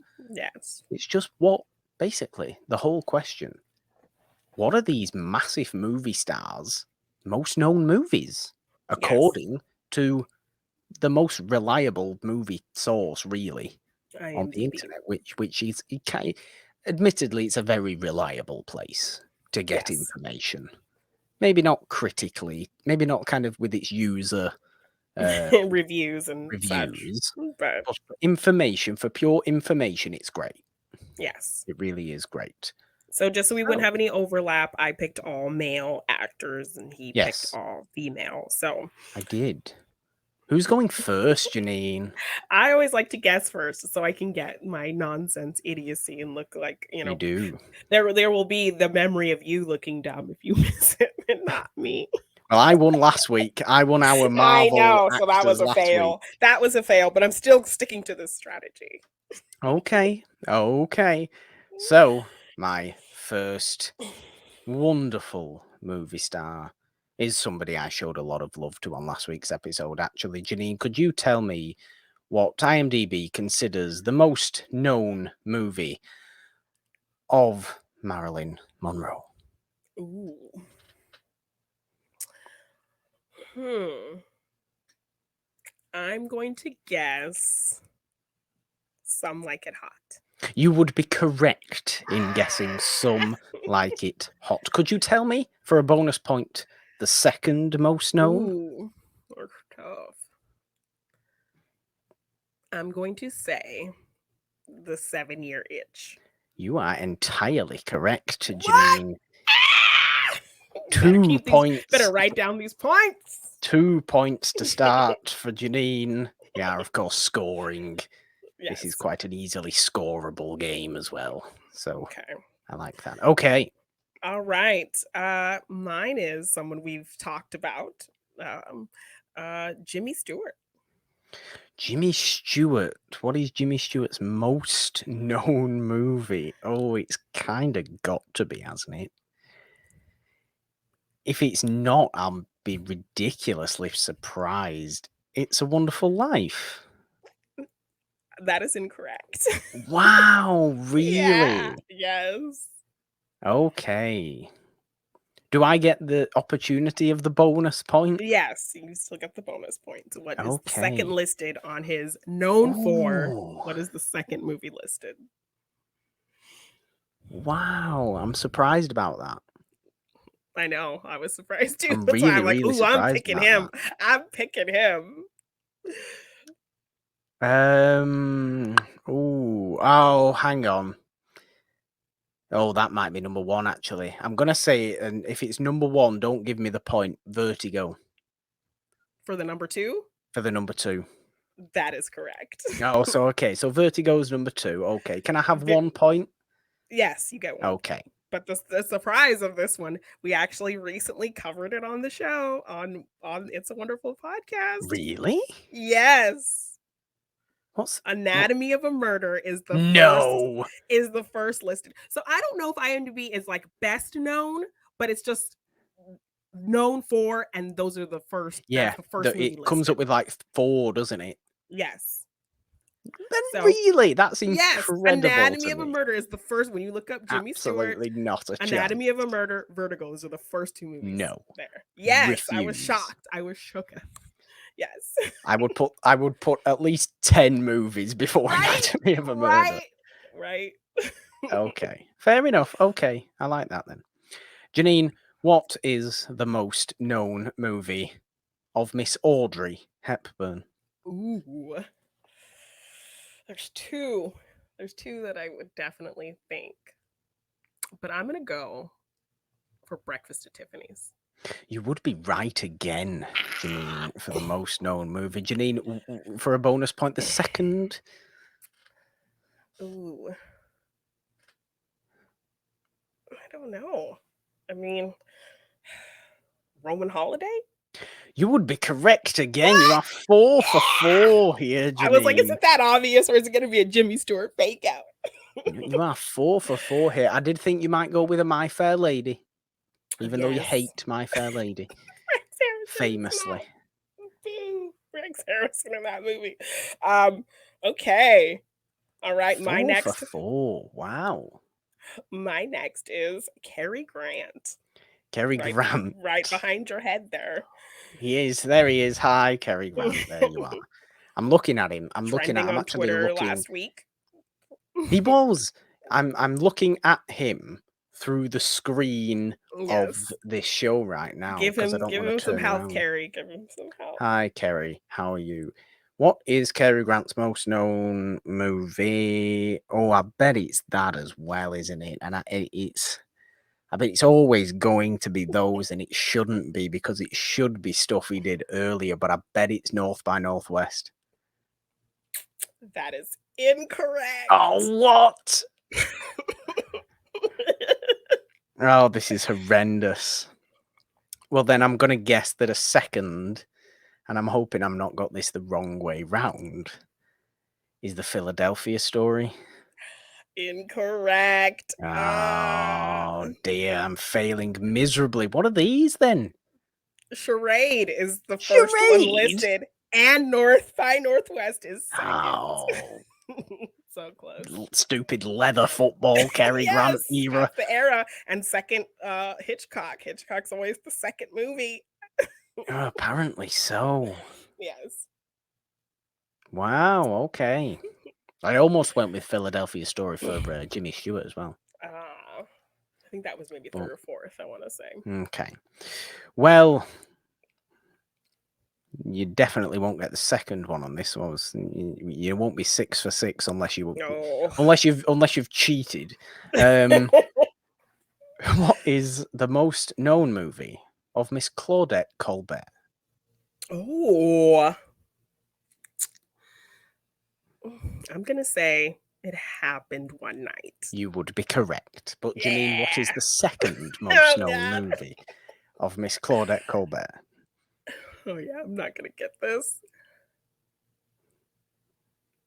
It is not a movie I particularly love her in. By the way, it's not that movie. It's a movie I've never seen. Oh.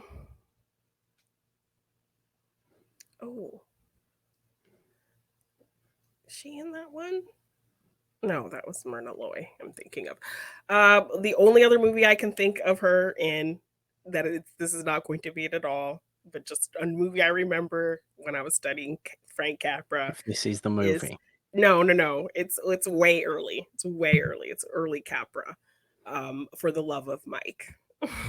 No, So Proudly We Hail is apparently Claudette Colbert's second most known movie. And I would argue significantly that it should be Cleopatra. Okay. Yeah, because I love could have Cleopatra. named another movie that she was in. I see. Okay. Come on, I've got to get more than one. All right. point. Well, I think you'll get this one. At least the first one. Oh dear. Someone else we discussed, Tom Cruise. Tom Cruise's most known movie. Tom Cruise's most known movie has to be Top Gun. Correct. Yes. And second, bonus. Tom Cruise's second most known movie might be that. It could be loads of things though, couldn't it? But I'm going to go with Mission Impossible. Incorrect. It is or A Few Good Men. Surprising. The Last Samurai. The Last Samurai. Yes. Why is it The Last Samurai? I don't know. I mean, historical epics where white man saves. Well, yeah, those are big. Stupid thing. At least I've got 2 points to your 5 points that you have. Good job. Jeannine, what is the most known movie of Miss Barbara Stanwyck? Oh, that's tough. I don't know her outside of Capra. It's terrible. You love Capra so much, Jeannine. I know. He's great. I'm just going to say Meet John Doe. It is not Meet John Doe. It is not Meet John Doe. Jeannine, could you give me the second? Or would you like... Am I telling you? This is the first time you've got one wrong. No. So should I tell you the first one, or are you No. getting the second one? Okay. I'm just gonna say the second one then is Meet John Doe. Meet John Doe is neither of them. Oh. I'm afraid, Jeannine. Barbara Stanwyck's most known movie is Double Indemnity. Yes, I forgot about Double Indemnity. Of course I it love is. that movie. It's so Of good. course it's Double Indemnity. But for Damn some it. reason, No, I Jeannine, for forgot some about it. reason, which I don't really understand, is Barbara Stanwyck's second most known movie is apparently Ball of Fire, What the hell is directed that? by Howard Hawks. That actually sounds Okay. really quite good. I've never seen it. It's from Okay. 1941. Well, keep it on the list. We'll have to cover it on the It's got show. Gary Cooper in as well. So Okay. they're both back from Meet John Doe. Okay. Barbara Stanwyck plays a character called Sugar Puss O'Shea. Oh, well, that's a selling point right there. I mean, if not just the title. Sugar Puss O'Shea, Okay. which is a All right. silly name. Put it on the list for the future Put shows. it on the list. No points granted for Jeannine Oh, boo. from A Double Indemnity and Ball of Fire. So Jannine's on Okay. 5. I am still on 2. Yes. Your next actor is Leonardo DiCaprio. Ooh. Oh, it could be anything, couldn't it? It could be so many things. Yes. It could be so many things. Leo DiCaprio's most known movie surely is Titanic. That is incorrect. Well, then it's got to be second. Nope. Wow. Yeah. How? It is Inception and The Oh, Wolf of Wall Street. I mean, I'm going to say fair enough. I am. Yeah. I'm going to say fair enough for that one. Yeah, maybe Did I you didn't pick think. any modern person, or you just No. picked old? No, Of course you they're all didn't. old. I mixed it up at least. They're all old. You did, and I like that you did. Yeah, that's. Yeah, that's why I was like, "Ooh, that's a good one." He's gonna think Titanic, and it's not gonna be Titanic. Well, Jeannine, well, I would like for you, lastly, for your 5th wonderful lady, Okay. movie star, to name the most known movie according to IMDb of Lena Horne. You are terrible. Okay. I'm gonna say Stormy Weather. I knew you would say that, Jeannine, and it is incorrect. No! Damn it. It is incorrect. Jeannine, what is the second most Okay, I'm known gonna movie? gamble it again and say that it's the second one. Which movie is Stormy this? Weather. Stormy Weather. Thank you for singing it again, because it is incorrect again. No, damn it. And this is exactly why I finished Yes. on Lena Horne, because I too. knew you couldn't resist singing. I knew it. Boo.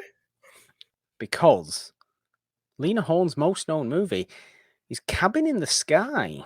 Oh, I should have gotten for that. And Lena Ooh. Horne's second most known movie is The Wiz. Wiz, yes. Yeah. Yes. I just wanted to sing Stormy Weather. You did. You banked on me just wanting to play it as an idiot instead of actually giving a real guess. Jeannine, you have finished the game on 5. You have won the game, but can I make it a respectable score? Yes. Lastly, I chose Denzel Washington. Denzel Washington's most known movie, because it's not always the best. It's not always the best. So I think Denzel Washington's most known movie might be Training Day. That is incorrect. Oh, for God's sake. Second, Malcolm X. That is incorrect. Is it the other way round? The first one is actually Fences. Fences? Why and the second is Training Day. Oh, for God's sake. Both his big kind of Oscar kind of movies. So. Oh, and Malcolm X wasn't? I know. Apparently not. Stupid IMDb. 5-2.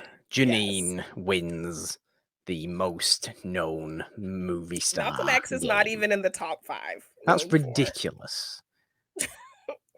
That is ridiculous to me. Or the I'm top sorry. 4. It's Fences, Training Day, The Book of Eli, and Antoine Fisher, probably because he directed it. So The Book of Eli. yes. Really? Mhm. Really? Yes. I don't like this game, Jeannine. I don't like this game. I preferred last week's game when I won. Well, This was I fun. think it was fun. It was fun. I think we have come to the end of another lovely episode of Monday Madness. Jeannine, good discussions. Good discussions Yes. today.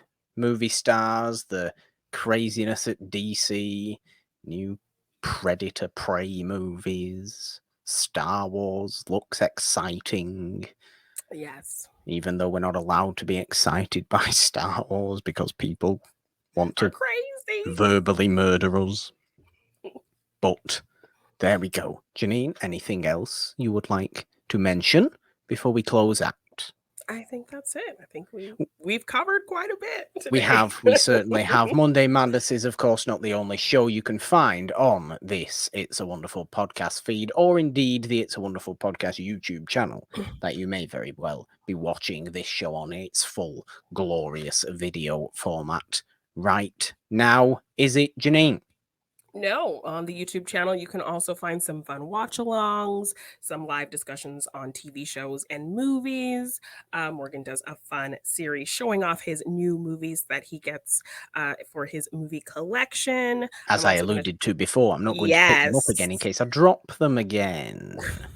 I also want to try to do some more movie reviews on the channel, and we might have another little fun reaction type thing that we're working on. So potentially you can find that on the channel. So if you want to know about all of that or check any of that out, you can find that at this very YouTube channel. It's a Wonderful Podcast on YouTube. So like, share, subscribe, do all of the things. Ding the notification bell. Of course. And on the podcast feed, the other shows you can find there are Morgan Hasn't Seen every Wednesday, where I force Morgan to watch things he hasn't seen.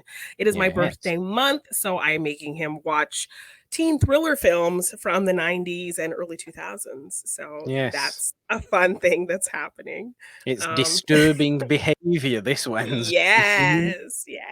So we're definitely having a lot of fun discussing those movies from my generation. And of course, our main show that you can find on the feed as well, It's a Wonderful Podcast, where we give love to those classic films. I'm glad we got to talk so many classic actors today on this episode. So yeah, we always celebrate old classic films over there on It's a Wonderful Podcast.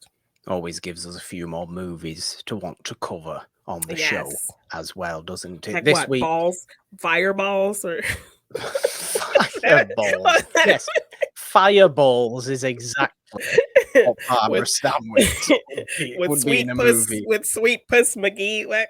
Exactly. Fireballs with Sweet Puss McGee is exactly the movie I brought up before. Yes. Oh my god. This week on the main show, the movie is Trouble in Paradise from 1932. It's a Lubitsch movie, pre-code rom-com craziness. It's all very exciting. In Trouble in Paradise.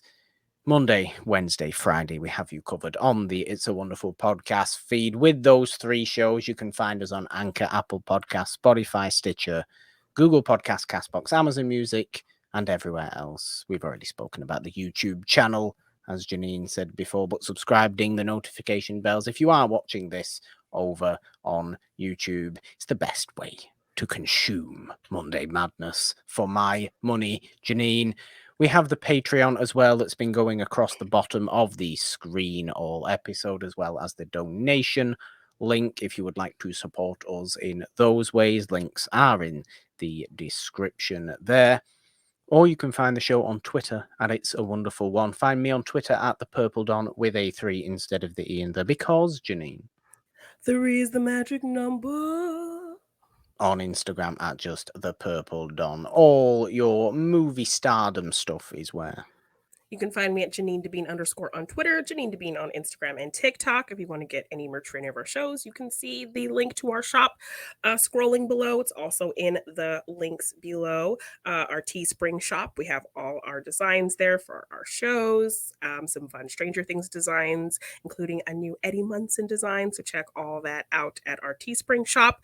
I also make art on my own. So if you want to check out any of my art prints for purchase, you can find that at my Big Cartel shop, g9design.bigcartel.com. Well, there we go. Jeannine, count us down in a fancy old Hollywood way, please. Okay. 3, 2, 1. Bye. Bye. Yeah. Buzz. Stormy weather.